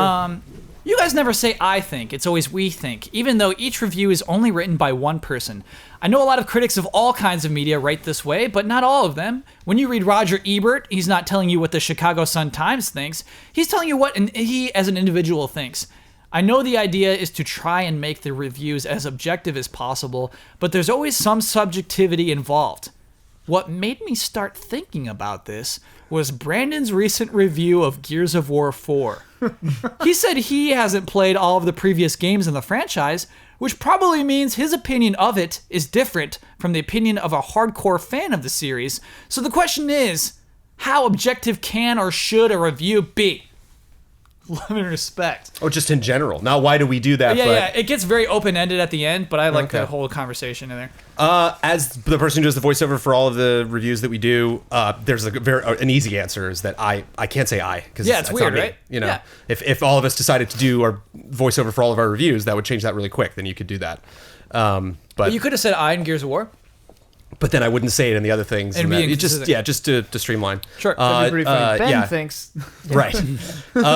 And the other thing that Shane would say much more prominently when we were at GT that I think is a case-by-case basis is in that, and sometimes it is a collaborative process. Like, I think a lot of people waited on Overwatch, you know, like, so that was, I think you could apply we to that situation where you might have another reviews where maybe you don't, but again, it's the uniformity. It's like, if there are circumstances where we all do have to agree, and we are giving out that one score. That's it. Like, that is the official Easy Allies score. So like, Yeah. it does represent all of us. So Was there a point in the review where you say we haven't played all of the Gears of War games before? no. Oh, okay. I said that on Patreon. I said that on Patreon. Got it. Okay. Okay. I was I wondering put how the that eyes on the worked in. Patreon post. Yeah, that's fine. That's No, perfectly yeah. fine. But when you said that, though, I was like, oh dear God, did I say that? We haven't played all of the games. You went into like a fugue state in the Yeah. middle of the review. I have very strong feelings about this. Okay. Yeah. Please, Ben, unleash. Anybody that says, you know, this review needs to be more objective or reviews should be objective, I do not agree with that opinion. If you're not going to hear how somebody felt when they played a game, like if you just want to know what the game is about, then why are you watching a review? This is how this person responded to this thing, you know, and I think that's a very powerful thing, and that's why I'm so upset that we can't use I. You know, I am a big fan of Roger Ebert, and I think a reason he's such a good critic is how he inserts himself into his reviews, and so it frustrates me. There are times when I think I could write more strongly if I could put myself in there a little bit more. But our thing, and I think it's very important to have a thing, is having the wonderful voice of Brandon Jones. That has value. You guys think it has value. We think it has value, so that's something that has to stay. And so this is a compromise that we have to make. Thanks for making that compromise, man. Yeah. No, I hope that didn't come across I'm the more, wrong way. dude. I'm more than happy for you guys to start doing VO. That would be No, so no, great. I don't want to do VO. Okay. No, I don't want this to come across the wrong way. I don't want to do VO. I don't want to do VO. I'm flattered. I appreciate that. Yeah. But I think, it's kind of like what Ben said, where it's like, I do the voiceover. I'm very comfortable in that position. I really like doing it. I really love getting opinions from people. Like Titanfall, I had single player footage, multiplayer footage. So like the first thing I did is I'm just going to cut all the single player stuff. So I'm like listening to the review and be like, okay, that chunk is all single player. Cut that part. Go to the end. Oh, you mentioned single player here. Okay, now I never have to touch single player footage ever again. Now I'm just going to sit back for an hour and a half and watch Ben play Titanfall. Mm-hmm. And I just kick back, and like it's great. I love that. I love like now I get to experience through them. Oh yeah, the grappling hook is cool. You mentioned this one part that's really neat. Do you press M to take notes? No, just spacebar to play. Got it. But at the same time, it's like I do want him to have his own voice, and like maybe like Ben was just telling me before the podcast. He's like, yeah, you and I had differing opinions on Gears of War 4, and like it's just you never will really get that one clean laser bolt unless you have something like a Jimquisition or a Angry Joe. Like this is just this one person, laying down the law on this one game. Yeah. So I kind of like the fact that the review process is flawed on multiple fronts. That like none of us are ever really totally happy with what we get, that we all kind of have to compromise a little bit to produce this, this how we choose to represent our opinions. I will say something though that I think is just from a writing perspective extremely valuable about this is I think if all of a sudden we just did start using and we did start doing our own VO, I do think the reviews would be more self-indulgent in a very bad way too. I think you could also go that direction. We've seen those. Yeah. And there's nothing I hate more than a whiny review. A review where, because you have this platform, you feel like you can just drone on and on and on and on. And I like, because there are times where I write a paragraph and I'll read it back and I'm like, no, this is like, this doesn't make sense for our format because it's too self-indulgent. And I like having that layer of abstraction that makes me take a step back. And be more to the point and be more valuable, I think, with what the criticism and the information about the game. So it's cool. Yeah, I'm sorry. No, I dig in. Anytime we can like talk about the review process, I'm way in. Yeah. And that person clearly came from a perspective of not happy about 3.5 stars. Surprised? I don't think we. Okay. If it was 4.5, we would not have gotten that comment. It's like. Right. But I like that. And that was a very interesting process for me. This is like not on topic, but like Sure. I really like to stay away from OpenCritic, Metacritic, game reviews or whatever. I really like to stay away from that stuff. But it was I was scoring this so late after a lot of people had gotten their thrown their hats in the ring for how well they thought Gears of War 4 was, and I was like, I think this is 3.5 stars. And I went to that site, was like, whoa, I'm at the bottom. Like there are not many of those scores out, and like really just sat and reflected, looked myself in the mirror, and was like, I think it's 3.5 stars. I'm going to stick to that. Nice, Jones. But I was like, that's because I'm usually like way ahead of, people are like, I like this game. People are like, what, Jones? Come on, your Disney Infinity ass out of here. I think I would give most games 2 stars. That's I would That's why we're gradually transitioning you into the I actually review. think that's why you guys should review things. Like, that's a huge perspective. That's the weirdest thing is Like like a lot of comments. we're so harsh. Yeah. I actively think most games are not good enough. Not to pat ourselves on the back, but I do think we're better at scoring things at Easy A than we are at GT, and people are going to disagree, and I know a lot of people don't like the star system. That was something but We've taken it way more seriously. Yeah. Like, we definitely all got to. there was a time at GT where like I would look at the front page and like every game was an 8, and it's like no, it's not. Like, come on. Well, I was part of that. That was something that was interesting when we got onto OpenCritic. I looked at our little page and they said what I think is interesting is they say. I can't remember the wording, but it was like more critical than average. Yeah, like our outlet is harder on games. Average. Yeah, we're harder on things than most other people, which I think is probably good. I mean that I don't review. I reviewed. I think the Talos Principle is the only game I reviewed for GT. What? Nothing. What? I shouldn't. No. Oh boy. It's a behind the scenes story that I actually shouldn't say. It's not mean or anything. That's twice Ben's done that. Whisper it to me. I'll tell you later. Can you tell? God. Can you tell the audience why you can't tell us that story? That's the important thing. Is the audience has to know why that can't be told. Is it how Because I scored it higher, knowing that Blood would take it down? Oh, okay. So we got that inside the story, and we should move on. Yeah, because I think it would paint the situation in a light that would be hard to explain. That's just me being manipulative. Yeah. Like It was very funny. I knew what score I wanted to give it. I don't even think it's that bad. I don't Okay. know. I knew what score I wanted to give it. I knew that I knew what like blood would say. You do this as an editor. That's how marketing too. works. Yeah. That's how You go marketing- high, you mean yeah. It's how you manipulate people. Yeah, 15, But 30. You do this 20, with editing too. 28. It's like you put in a glaring error so that you're over weird like nitty gritty micromanaging producers in New York or whatever will be like, we don't like this or whatever, and you're like, yeah, obviously. But they don't nitpick and feel like they have to create issues that aren't there. Like you put in a blue cow because Right. because it's obviously wrong. But the other thing I would say is objectivity is not. It doesn't exist. It's like almost impossible. Like you cannot be objective. You're a human being. Like back in the like cinema verite movement, where it's like, oh, we're gonna just we're not gonna influence this with our own opinions. Yeah. You're pointing a camera. Yeah. Like You're in the You've room. made the choice. Like Yeah. you're looking with your eyes at something. You've made the objective choice to look, or the subjective choice. Everything is subjective. You cannot be objective. It sucks. Even like if you're making a list, the thing you put first in the list, Yeah. it's already There's like subjective, not time is linear. You cannot be truly objective. Yeah.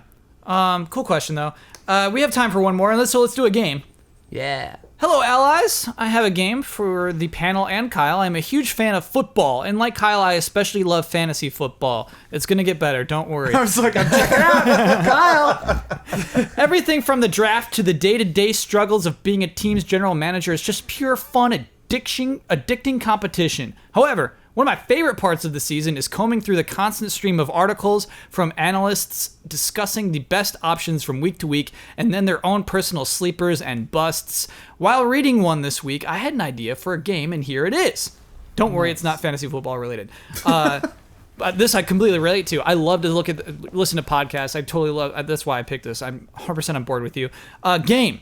You must make your own personal picks of a game due to release in 2017 that you believe is a sleeper, a game that is not hyped but will perform well beyond everyone's expectations, a bust, a game that you believe is being overhyped and will inevitably get injured / delayed, or simply fail to live up to its name, and a lock, a game that you are certain will be MVP, Game of the Year consideration at the end of the year. Love and respect, D. Brinson, 98.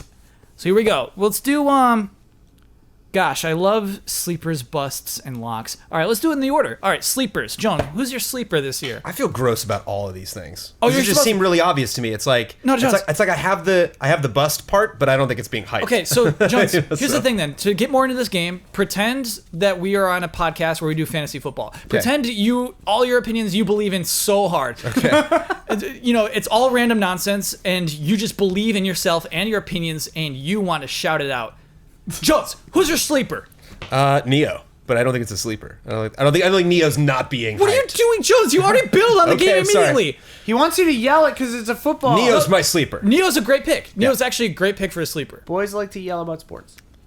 In the I think Neo is going to bring in a lot of people that haven't tried Dark Souls, haven't tried Bloodborne, but are into the style, and I think the word of mouth is going to spread a lot, like immediately following the launch of that game. Newsflash, it's way harder. Yeah. Way harder than Dark Souls. I think so. Wow, okay, cool. Great pick then, Jones. All right. Ben, who's your sleeper? Nier Automata is the Bayonetta of this generation, for sure. Like it's and I don't mean that in terms of exact gameplay or tone or anything, but that is a game that I think is going to review so well that it's going to be impossible to ignore. I think it's going to be on so many lists, it's going to get so much attention, it's going to be so beloved by that initial batch of people that's going to extend and grow. Like that. Like there's a cult following for Nier. I am a part of that cult following. Nier Automata is going to make Nier a thing. Cool. Yeah, Great. That's a good sleeper. that's the right answer. Ian, who's your sleeper? I said Sea of Thieves. Nice sleeper. Because it seems like we're all super hyped on it, but then talking to other people, they're like, that game looked really. Yeah. I was like, wait, really? You're not hyped on this? I loved the E3 presentation, and people are making fun of it. They're like, cringe. It's like, what? Yeah, I was like, what? That was the most beautiful thing I've ever seen. Stop saying that. What, cringe? Never cringe. Never cringe. Oh, that's so cringe. Like, what does it even mean? I'm cringing. Yeah. Yeah. Stop cringing. It's you're cringing. Just stop it. Yeah, that's you. That's your subjective thing. That's a really good pick, though. I think be it's really gonna be a cool. blast. It looks like a lot of fun. I think you're right. My sleeper, Crackdown 3. Oh. I think Crackdown 3 could actually be super good. Could be. It's just got to come out. Yeah. But I mean, I really Step think one, exist. There could be a really cool game right in there where you're just destroying a city, leveling it. It could be very, very interesting. It's just got to happen.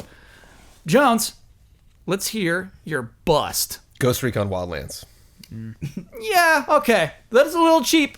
I'm gonna say it's not too spicy. That's the thing. Yeah. Yeah. That was out of all the ones you gave on the list, I think that one is just almost I a got it. guaranteed bust. Yeah. Yeah, I hear you, Jones. I mean, Ghost Recon Advanced War Fighter.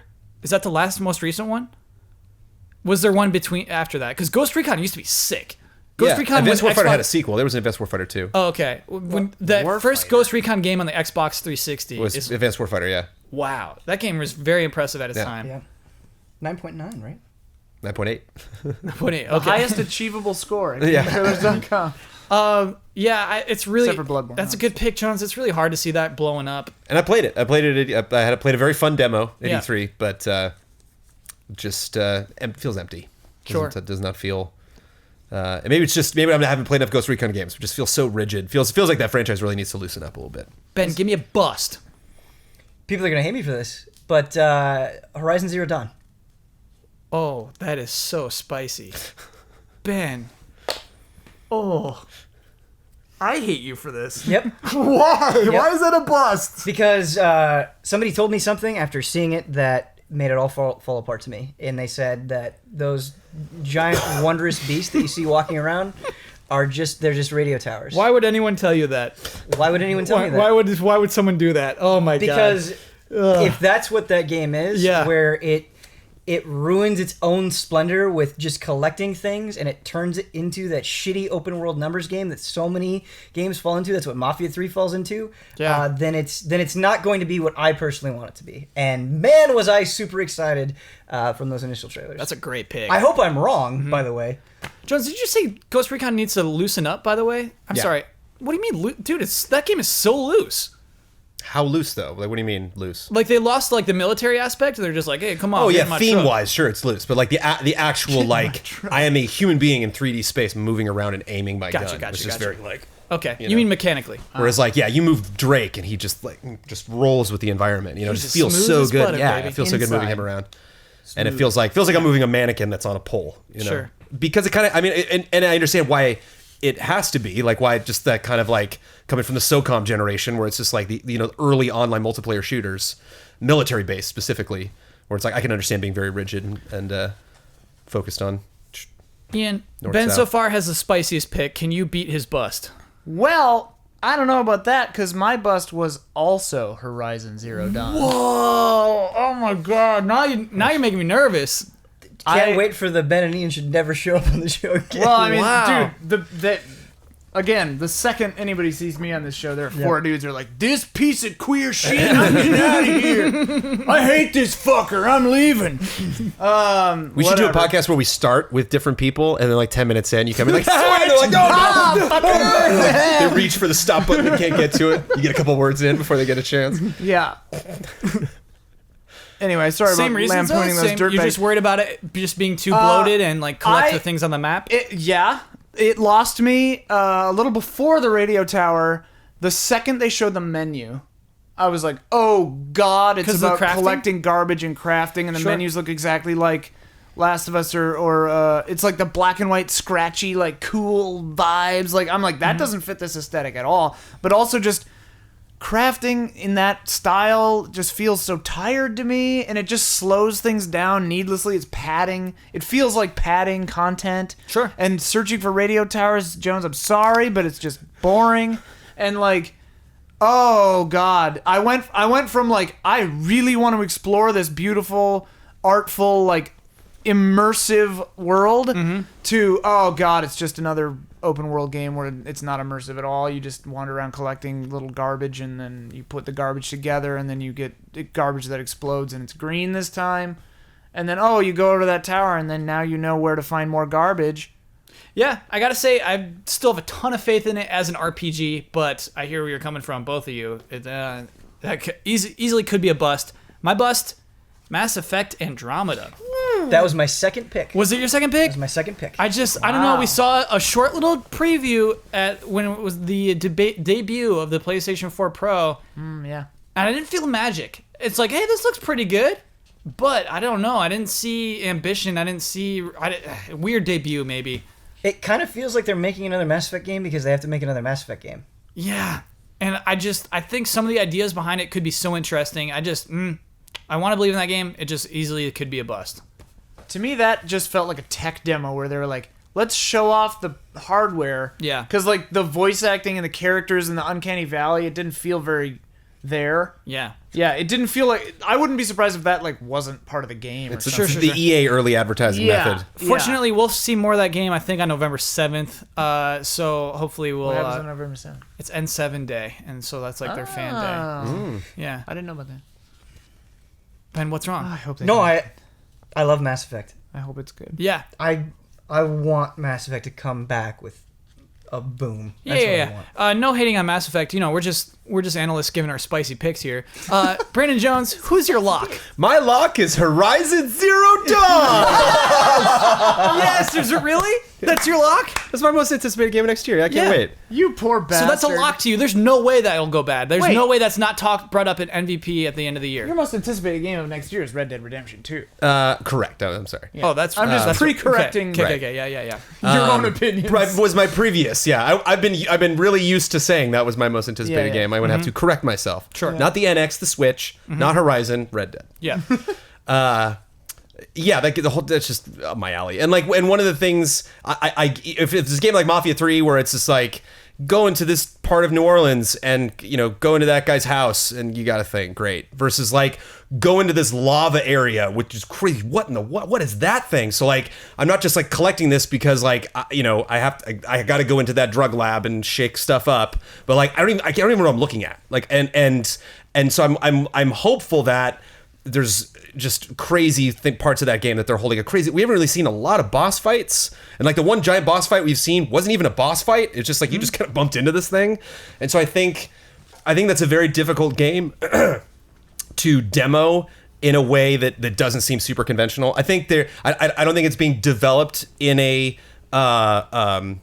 conventional way. I think they're showing off in a conventional way. I think it just because I think that because it's like when I see a demo on a stage and I'm like, oh my god, and then I like see somebody playing it just over the shoulder at E3 and it's like the same thing, and I'm like, okay, they're just scared to really just let you go run loose, and they really want to show you like isolated parts of that game. Yeah, the E3 demo was pretty interesting in its openness, but it was a very contained environment. But it was just go nuts in this contained environment, which I thought was kind of cool. Ben, who's your lock?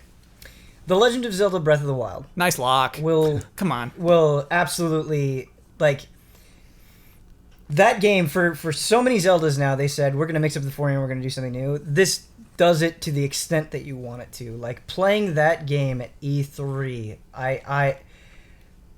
it is not just another Zelda game. It is a total transformation of that series in like such an elegant, exciting way. Like the reasons I was criticizing Zero Dawn, I did not get with Breath of the Wild. Like every second I was exploring that world, something was happening that had me in awe. And that's how I want all video games to make me feel all the time.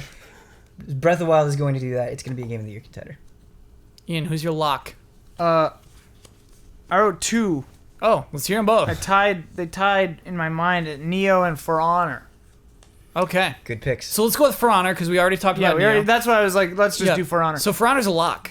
I think it's going to be... I think it'll be... We'll talk about a Game of the Year. I don't think it'll probably win. Mm-hmm. It depends on the story. Wow, it kind of does in a weird way. Yeah, but I think... it shouldn't, right? I mean, it should. I mean, the whole game has to be... Yeah. Right? Like... But yeah, that game is cool. It does what it does. It knows exactly what it's trying to do.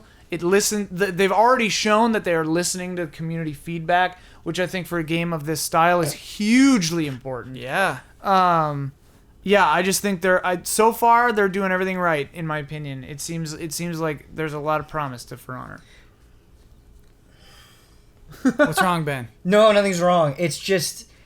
I remember when they announced For Honor, I got to interview Vandenberg. Yeah. And that man is making this game because he had this vision for it, and he spent years of his life trying to make it come true, and you can like when you play that game, you can see it, and it's expiring and it's awesome, and I want that game to be. You can feel Vandenberg's hand on your shoulder. You can. Yeah. I love that authorship, and I sometimes I don't get that very often. Authorship is a great word there, Ben, because you don't feel it all the time. Yeah. A game can feel very like it was made by a team of 600 people. Yes. Yeah. Thank you. Yeah. Also, apparently he's just the nicest man. He tolerates Huber. Yeah. Which is the benchmark. Yeah, that's the. My lock, I don't know. I don't think this game has been announced for 2017, but I'm putting it down anyway. God of War. Yeah. I think it's a lock. Yes, I agree. I think it's one of the greats. Yes. That trailer or that demo was really heavy, cool. heavy. It could easily miss game. the year, but I totally think it's a lock. I think it's just going to be a great game. I'm very, very excited about the team behind it and what we were shown, and I'm pumped.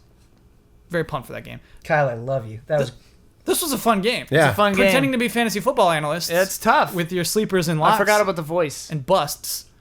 No, What it's we're it's supposed much to do. honestly better to not do a bit, but to talk naturally. It was. Oh, the God of War demo actually made me remember. I wanted to ask you guys, did you see the Logan trailer? No. Yeah. Media blackout. So good. First X-Men movie I've been excited for in a decade, maybe. Oh, The trailer is phenomenal. No, say no more. I'm in. Okay, Listen, day one. Can I break the rules a little bit? I'm not going to give some long explanation, but I just one more sleeper. Can I just throw Oh, out a please. title? Oh, yeah. People like that. Resident Evil 7. Woo! That's a great sleeper, Ben. That's such a good sleeper. Because you would think it'd be hyped, but Yeah, I'd say there's lots of general the negativity. thermometer is Underhyped. low on it. I feel it in my bones. They Yeah. got something up their sleeve, don't they? They There's do. going to be some kind of new twist or something we didn't know. I was a little worried, and then I saw the second I saw that second or third trailer, whatever it was, where it showed the wooden platform bridge thing. I was like, oh yeah, it's Resident Evil. Yeah. Like, we're cool. It's good. Mm-hmm. We're there. I think, because the thing is, when it first comes out, everyone's like, this isn't Resident Evil, and it's like, I might be speaking too soon because I'm not on the team. Like, I'm in the same mysterious room that you are, just waiting for more stuff. But doesn't it seem like they want you to think that way? That, they want a juke, so then when they come back and it hits, and Barry shows up, or there's some remnant or some item you pick up, and it all comes crashing down. I mean, just look at the way that they have done it so far. Right. Kitchen was out 2 years ago, and no one knew, and then all of a sudden this demo drops, and we're all like, what? And it's totally not what we expect. It's totally different from Resident Evil 7. Yeah. They're doing all of this on purpose. We already know they're capable of it. Yeah. All right, so let's do. I was about to move on, but I would like to do 3. So let's see if we can speed run this. So let's see if we can answer this in 2 minutes. This is an epic podcast. It Yeah, is. it really is. Okay. Hey, I got to Oz. read producer credits tonight and export all of Huber's Yeah. syndrome Halloween things. Context. Always a good way to start a thing if you're looking for me to pay attention to it. 1, 2 weeks ago, I joined the Easy A cause, and well, not a cause, and I'm loving every. We're sort of we're like a charity case. The love and Sure. respect cause. All right.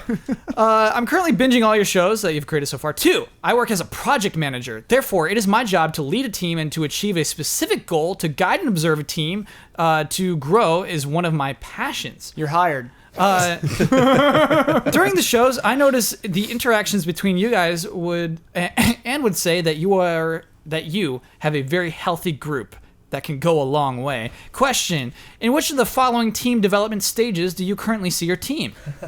I love this. Yeah, this is so cool to me. This is great. I love this question. All right, 1, forming. The members get to know each other. Everyone is polite. Not all the roles are clearly defined yet. 2, storming. Everyone wants to get something done, but you notice that members have different goals in mind. Roles and task assignments are unclear. Time of conflict. 3, We've hit all of these. So, A little bit of everything? norming. Conflicts are resolved. Roles are performing. defined. Rules get established. Members accept each other's strengths and weaknesses. And finally, Ian, you guessed it. Number 4, performing. The team is well-oiled machine and gets stuff done. I'm very curious where you see yourself. Love and respect, Robin. Can we get a functional? Is that? Yeah. We're in between 2 and 3.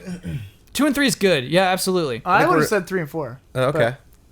I Because mean, it definitely is. I definitely get that vibe.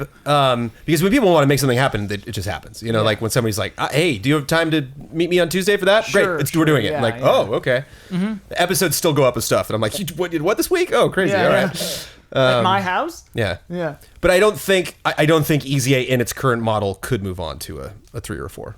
I think changes would need to happen fundamentally to how we operate.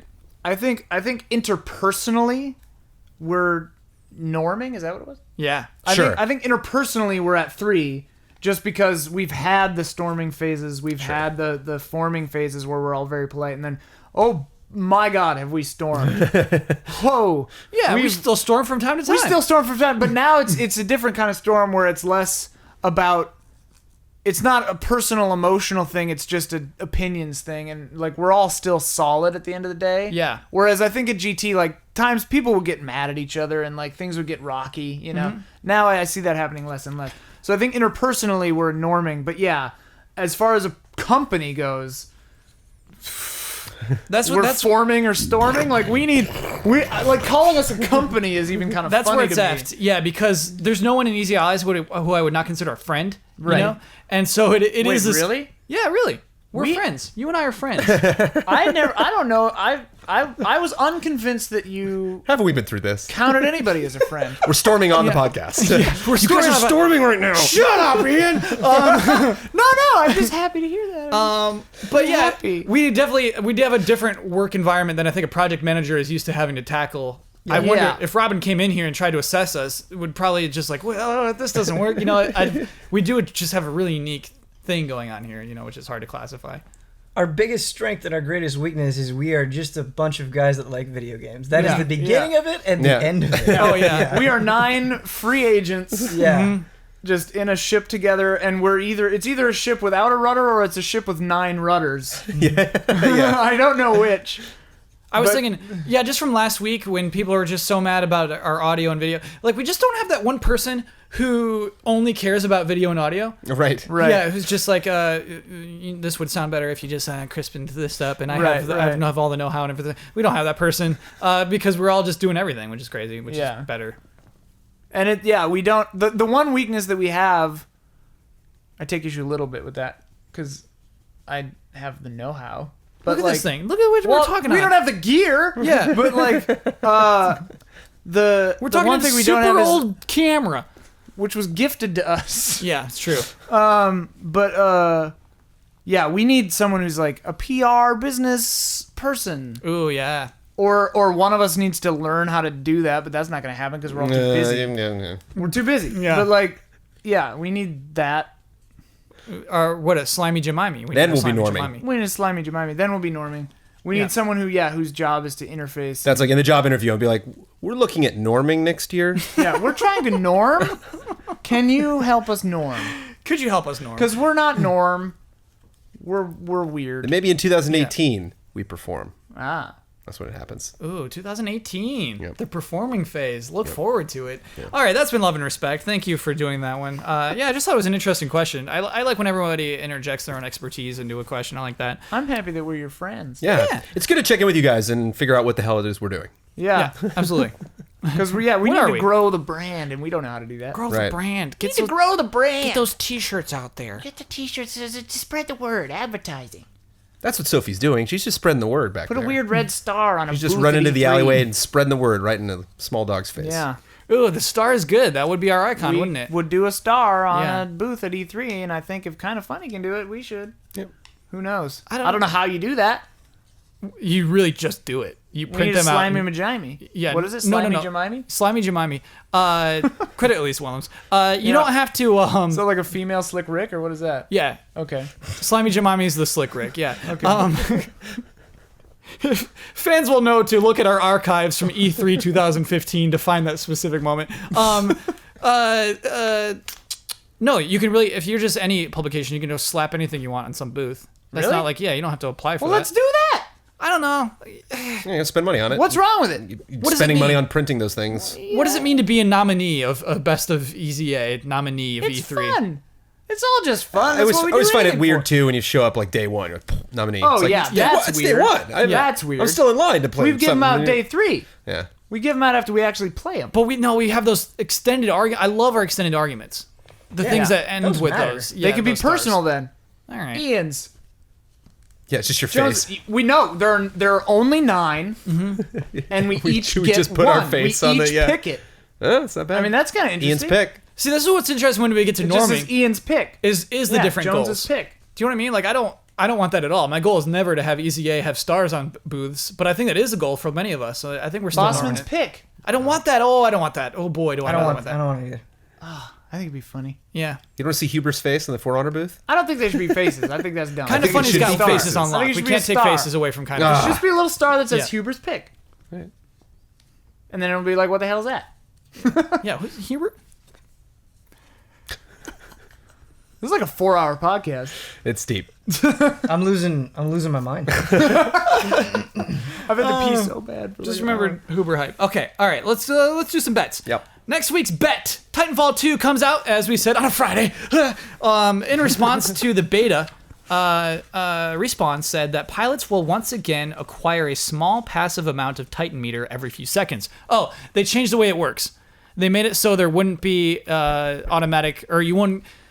Titanfall used to work in Titanfall 1, everybody gets a Titan. If you just play it long enough, Titan's going to drop. In the beta, you had to get points. You had to accrue points to actually earn your Titan, fill up your Titan By meter. shooting guys or And doing things, getting the flag, stuff like that. Fans were unhappy about this, and so they added this thing.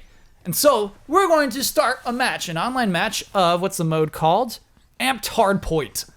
We're going to start an Amped Hardpoint match. Set the controller down, just let it be. If we have to press X to respawn, we'll do that. But we're not going to play the game. We're going to see how long it takes for us to fill our Titan meter. Jones, how long is that going to take? 5 minutes. Okay. 500. Ben, you've played a little Titanfall too. Yeah, this is a lose-lose for me. If I get it wrong, they're gonna be like, "Well, you reviewed it, shouldn't you know?" And if I get it right, it's like you reviewed it, you have enough for advantage. So 5 minutes is also mine. But to Ben's credit, he never set the controller down and didn't do anything to earn Titan meter. No. Like, we have no way to guess how long this will take. That is true. Ian, what's your bet? Well, now I thought I was gonna aim high, but I'm aiming low. I said like 2 minutes. I guess we'll have to take that as 2. We're going to take that as 2 minutes. You can't have like 2 minutes. Even if you put a heart on it. 10-second window on either side. Okay, all right, no. we'll give it to him because he's a heart on low it, too. bet anyway. Because actually, no, I'm 431. So I guess. Oh, so guess I that'll get come. like a big chunk. Yeah, around yeah. it. You got a swath. Like 2 minutes. But if it's over, we both win. It's Let me lock those in. It is. You would both win. What's up, What were you Ben? gonna say? oh no, it's just interesting that you chose Amp Hardpoint. Why? Well, Oh no. Insider mind. knowledge. No, Never say mind. it. Say No, it. not never mind. Oh, That's no, what gotta everybody say it. done. He's gonna follow this, talking gotta about how quit he doing this. completely borked the bet last week. Next week is gonna be like, oh well, an amped hardpoint, you don't get Yeah. Titans. Yeah. no, you do get Titans. It's just how the spawning works and everything. I don't know to say what I'm going to say, so I'm not going to say it. Okay. All right. Yeah. We're just gonna go with it. You're just gonna go with We're it. gonna go with it. This is a very mysterious podcast for you, Ben. Yeah. Sorry. I'm glad that we did find out what that secret was. I'm glad. We that need that like came a out. pensive Ben emote. Just Ben like, Okay. So like I said, how we messed up we messed up last week's bet. So we're about to do 2 weeks worth of betting right now. oh my goodness. To straighten those out. Retconning the score. The week before the week, yeah. The bet was to see how many bandicoots are in the top 10 Skylanders Imagineer reviews on OpenCritic.com, not crashes. There are far fewer bandicoots. So, Jones, just to recap, you bet 9, Huber bet 10, Blood bet 7, I bet 9. The actual number, 9. Wow, of Bandicoots. Of But bandicoots. of a different set of reviews. So when you went, Same like, reviews. oh, I messed it up, and you No, went no, no. back. Oh, you went back to the same exact It was easier to reviews. remember because it was Cubed 3 was the one that had 11 crashes. Okay. And so I could work backwards from there. Ah, okay. So it's the same reviews from last week. And so what were the numbers again? 9, 10, 7, and 9. So Actual number 9. so both of you bullseyed it. Get a point. Whoa. That's 2 points. Well, you get 2 points? Yeah, baby. Is that how it works? Well, hold before you complain. Because last week's bet was harrowing. How many times we'd see the word harrowing in the top 12 reviews for Battlefield 1? Damiani word. bet 3, Huber bet 4, Brad bet 3, I bet 4. Not a lot of variety there. Actual number of harrowings, 3. So, that's 2 points, Green Lizards. 2 points, Red Eagles. Wow. And to straighten everything out, the official score is Green Lizards 14, Red Eagles 18. Ugh. 2 points for each team. That's so weird. That is weird, yeah, that we were both right on the money there. Yeah. With those bandicoots. Not right on. Well, you weren't here last week, so we had 3 against me, Jones. I did what I can. Yeah. Man, I was close. Huber baited me. Why would I say 4 harrowings? That's a lot of harrowings. I would probably say 0 or maybe one 1 more than Yeah. I probably would have voted 1. Yeah, I never would have nailed it. You're right. I never would have said 3 and nailed it. So yeah, I guess that good bet, Huber. Okay, let's talk about Patreon.com real quick. You know what? I plugged it pretty well already in this episode. Sure. Why belabor that? Yeah. But one thing I do want to talk about really bad. So wait a minute. Yeah. Yeah. Real quick. Yeah. Since everybody won, does that mean all of us get to say our Twitters and pit? Well, let's all pick up one part of it. Okay. Jones, what part do you want? I'll sign off. Okay. Ben, what do you want? I will plug. Okay. So what, I say my Twitter? Or correct. last Someone. word. Get the last word. I can't Smart that think we of have 4 anything- things you get. Yeah. That's I smart. can't Nice. think of anything I disagreed with, really, so... Except for myself. I hope I didn't sound harsh or mean. I never tried to. Hey. If you're going to take the last word, don't just start that now. Well, is that a last word? That was just a disclaimer. Which do you want? I'll just say my Twitter, whatever. Okay, and I'll take the last word. But before that, as Jones stated... None of these actually have value, Ian. It's fine. It's just... Oh, God. As Jones stated earlier on, this will be the episode that has the producers sign off at the end. We got to thank every single producer who sends us a great deal of money on Patreon to make this show Regular happen. voice, no, not Dracula. Yeah, regular voice. It would take forever. Oh would boy, be would bad. it ever. It would double the I time. wouldn't have to worry about pronunciations, though. That'd be nice. Yeah, you could have Xylo Wolfbane. After that, we got a little bonus for you if you stuck around. Because, what was it, just 2 days ago? It was Sunday night. Jones, Huber, and myself had an experience. A Resident Evil escape experience. Whoa. We went into an escape room that was Resident Evil themed officially from Capcom at I Am 8-Bit in Los Angeles. And it was a blast. It was pretty damn fun, yeah. It was so cool. We have no footage of the actual experience because you got to experience it. Yeah, it's But, kind of like it's the proprietary thing. Like, also, we can't tell you what the puzzles were. I know you can't all be in LA, but for us to divulge that would take away the value of that thing. Was it scary? Yes. Where they jump out and get you stuff? I mean, just the second they hit that clock, you're like, "Gah!" You know, it's like, yeah. especially in So a it was Resident Evil tense, maze. But was it scary? I was, Like monsters and stuff? I'll just say one thing. Again, no spoilers. There was a moment I crumpled to the floor. yes, I was, and I saw it. I was in attendance for that. It Oh, was really boy. great. I was not happy. I did that in a haunted house when I was a kid one This sounds time. amazing. Yeah. I was tense. I had extreme doubts that entire time. And we solved puzzles, though. It was so cool. Did you win? Did you get out? Stay tuned. Stay tuned. Oh, right. Sorry, Stay tuned sorry. to the end of this I'm podcast. just really interested. Yeah. It was Yeah, so little fun. bit of on location talking at the end of the podcast. So I'll probably roll that before the credits, right? No. Do the producers thing and then put that in. Little cookie, a little treat let's do it for at the sticking end. around. Yeah. Yeah. Dip that in milk. Yeah. Highly recommended, though. If you're ever able to Mike do Huber I doing a think Resident Evil maze. I mean, Yeah. or escape room. If Yeah. you do any escape room, it's just a weird thing you can't do anywhere else. It's just such a neat thing. I had never really done wanna one do that one. elaborate. Yeah. I had done things where escape rooms were part of it, but I'd never gone to someplace done an escape room and then left. I'm very And I familiar thought- with I Am 8-Bit and the space. It did a and that fantastic still job. amazed me. It amazed me. It encompassed a lot of different parts of Resident Evil 2. It wasn't just kind of one note. Yes. Yeah. God. The first room we went into, I was like, we're dead. There's no way. Kyle's like affixing something to something else. And it's like, should I turn it or something? I was like, we're dead. It's over. Because it was the three of us and then two pretty shy guys who were like also hanging out with us who were like kind of good at solving puzzles, but like we never met them before. So you're relying on them, and it's just like, come on. Matt, I forget his name. I think it was one of them was Matt. Yeah, it's like, oh, come on, dude. Yeah, it's really intense. Okay, but let's just do our business. So, Jones, which one did you take? You took sign off, I'm didn't gonna you? sign off, yeah. Okay, so Ian, you took Twitter handle. So why don't you do that? My Twitter handle, this is so weird to me. Yeah. My Twitter handle is @IanHink. Nailed it. Great. Ben, what do you want to plug? I want to plug Michael Huber's review of Battlefield 1 because it's probably my favorite Michael Huber review. Wow. Wow, your favorite Michael Huber review ever? Yeah, he's gotten so good. Like he's really grown so much as a writer, and it's cool to see. And I think that review is kind of the epitome of that. I think, can I add something to that? Yeah. I think it'd be okay to say this.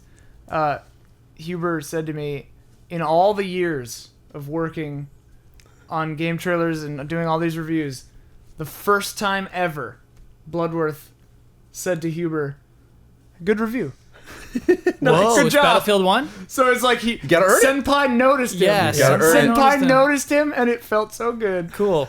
I thought that was so funny. That is really funny. I hope Bloodworth wouldn't mind saying Yeah, I got to see that review now. The final word, I want to say that I think Nintendo knocked it out of the park with that reveal. Not just the video itself. To me, it's the best possible way they could have handled a lot of those things. We'll see the product itself. We'll see how great it is. But the way that was paced and announced and timeline-wise, I just think that was best case scenario. They killed it. Jones. Had to wrap it up because it's my favorite month and holiday of the year. Happy Halloween! Woohoo!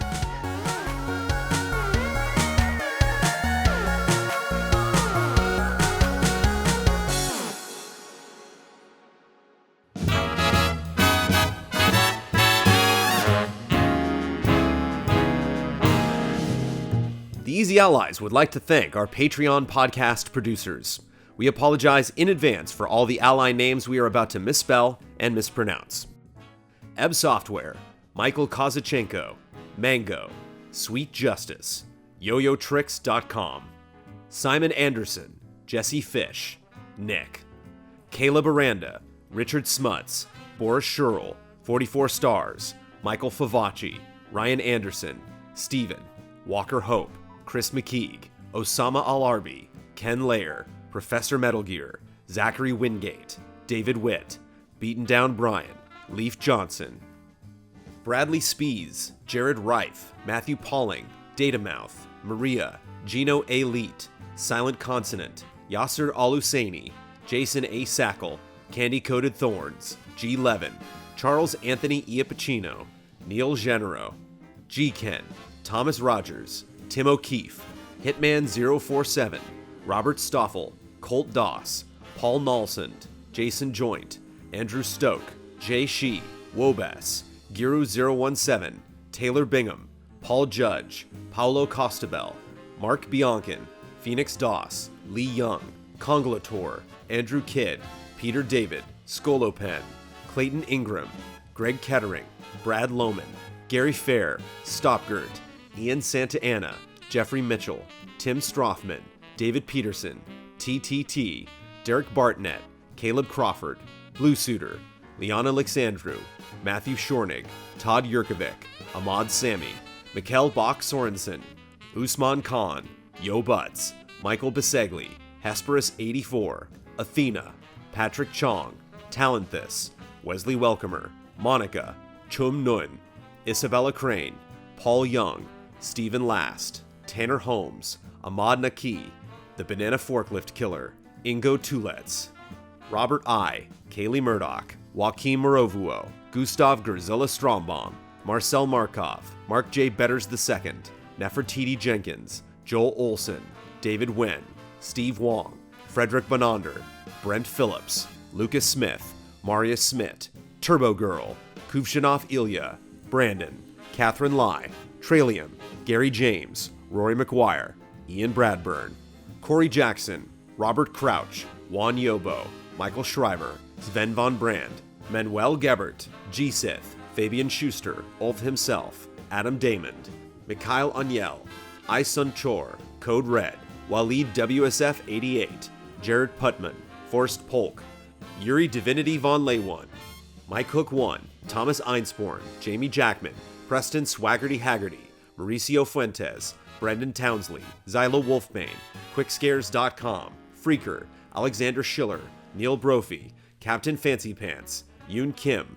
Michael Eaton, Zinterax, Modron, Stephen Cohen, Connor Rosine, Paul Bishop, Sean Smith, Jimmy Milson, Carl Williams, Trey Whetstone, Tony Knox, Matt McCarthy, Sean Mackey, Leroy Anderson, Reed Johnson, Manuel Thomas, Peter Wen, Adam Scherenbrock, Krzysztof Rogowski, Themo Preuss, Bjornar Haraldsvik, Joel Peterson, Alfredo Gonzalez, David Flynn, Sean De Almeida, Zach Bardsley, Chris Sleep, Riche Nadeau, Dan Sebring, Oliver Brandt, Jakin Whittington, Charlie, Serial Gamer, Mike and Tasha Garcia, Eric Maynard, Jeff Robertson, George Archibald, Animation Eddie, Dennis Franklin, Renee Klugt, Gansa Salit, Leon Keys, Justin Linder, Andrew Allen, Darren Banish, Ahmad, Todd Paxton, Anthony Adati, R.I.P. Bosman Bonus Bits, Fast Mower, Thorir Danielson, Faraz Rizvi, Zoostic,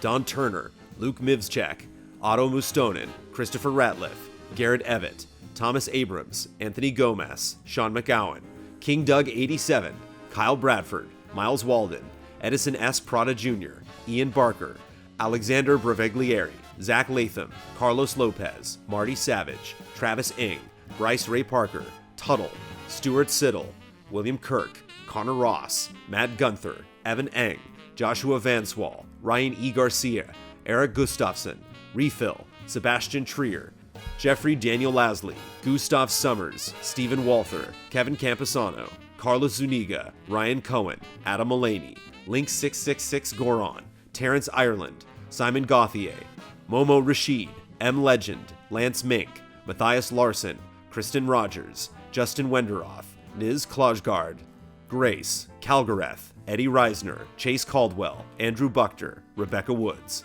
Barry, Mizek, Andrew Wanser, Jakin Lyon, Gon Kef, Adam Henry, Alonzo Jazzberry, Christ Abramian, Mac Jam, Caffeine Rage, David Kennedy, Durgesh Patel, Rick Argomenes, Sarah, Benny Samuelson, Olivier Castide, Trolls Rasmussen, The Original Snitch, Daniel Wong, Darius Chambers, Eddie Velasquez, Vincent Foliot, Ahab, Justin Cunningham, John Meyer, Jordan Eves, Colby Keefe, Jake Musser, Daniel Errico, Eric Santoy, Jethro Lang, Ya Boy Benny B, Mons Anderson, Anthony Nicely, Aldira, Kevin DeBolt, Hansel S. Thompson, Eduardo Lopez Pineda, Morgan Warg, Sam Sorensen, Pixel Critics, Matt Ferguson, Michael Tennick, Poogie Boogie, Peyton Wiederspan, David Ebby, Chris the Pianist, Christine Draws, Michelle Nubb, Sandra and Richard Acero, Jerome Ortman, Robert Marquardt,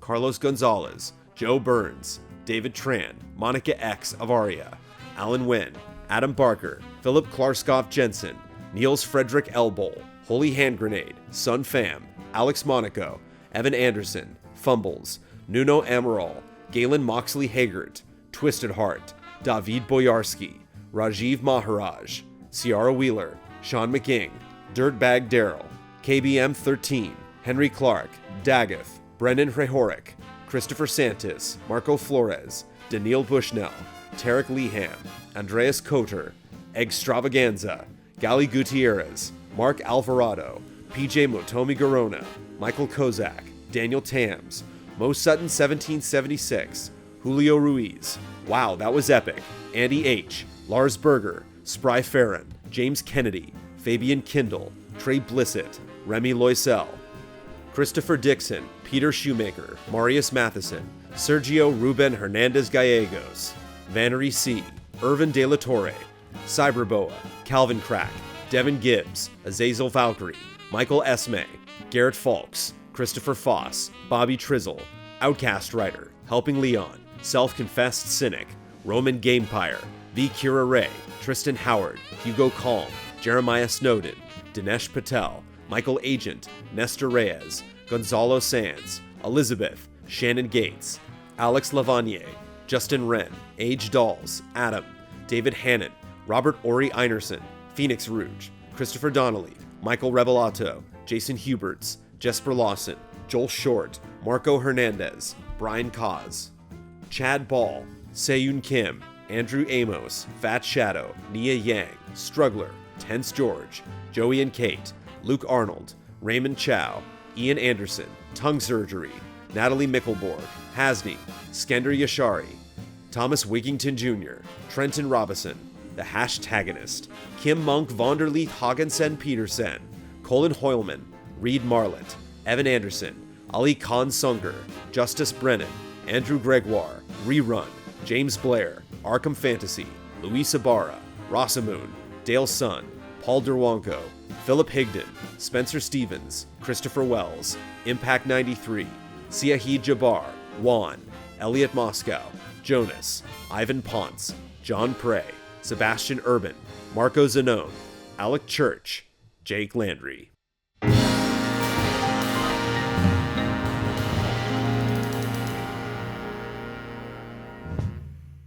Okay, Huber, context. Where are we? What are we about to do? We're at I Am 8-Bit. We're about to do the Resident Evil Escape Experience.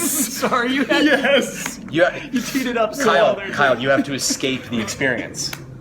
You're going to put yourself in the center of the experience, Kyle. There's spooky And then you have vibes to remove already. yourself from it. Oh, Yeah, we definitely got the creepy music going in the lobby. Yeah. I've never done an escape room. Kyle, how many This of is not a these have you maze. done? This I've is an done one escape and I room. failed. You failed. Yeah. So what do we think the fail state is? You die. You Yeah. become zombies. I think a zombie's gonna be like Check trying this to out. bust in the door. Spin the camera around, Jones. Look at Yeah.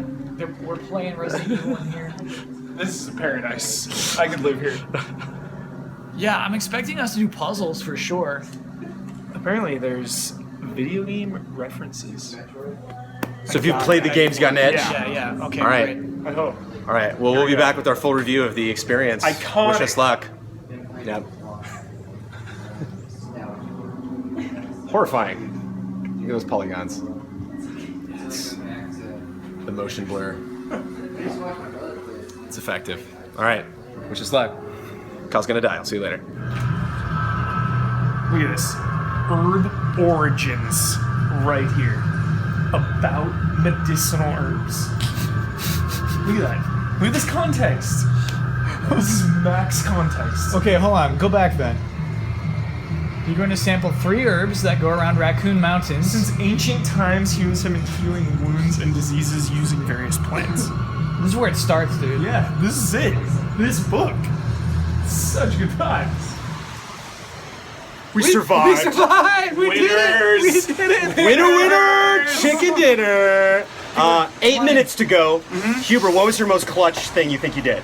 No specifics, no spoilers for people who haven't done it yet. Opening some drawers. Lots of puzzle. There was a lot of puzzle solving. A lot of drawer opening. I was really happy my with the God. photograph ordering at the end. Yes. I noticed. Yes. I called out something right as somebody found it. But yeah, really good teamwork. Went in there with two nice gentlemen who we hadn't met before. Yeah. But we they were. a bunch. Yeah. Yeah. Justin, shout out to Justin and Matt. Yeah. Yep. A door was slammed right next to Kyle, which I believe don't ruin you it, crumpled Jones. to the floor. Don't ruin anything. 10 out of 10. Well, I was scared. just know that they got Kyle real good. Yeah. Real good. I said some words I wouldn't say on camera. And that was real fun. They're doing that till November. Yeah. And I mean, they got Resident Evil here hooked up on a PS1. The music is really great in the lobby. They got great sound effects and stuff rolling in. The Resident and Evil everyone was super aesthetic helpful here. Highly Yeah. recommended. so Yeah. good. Super fun. Happy October, Resident everybody. Evil Escape Experience at I Am 8-Bit.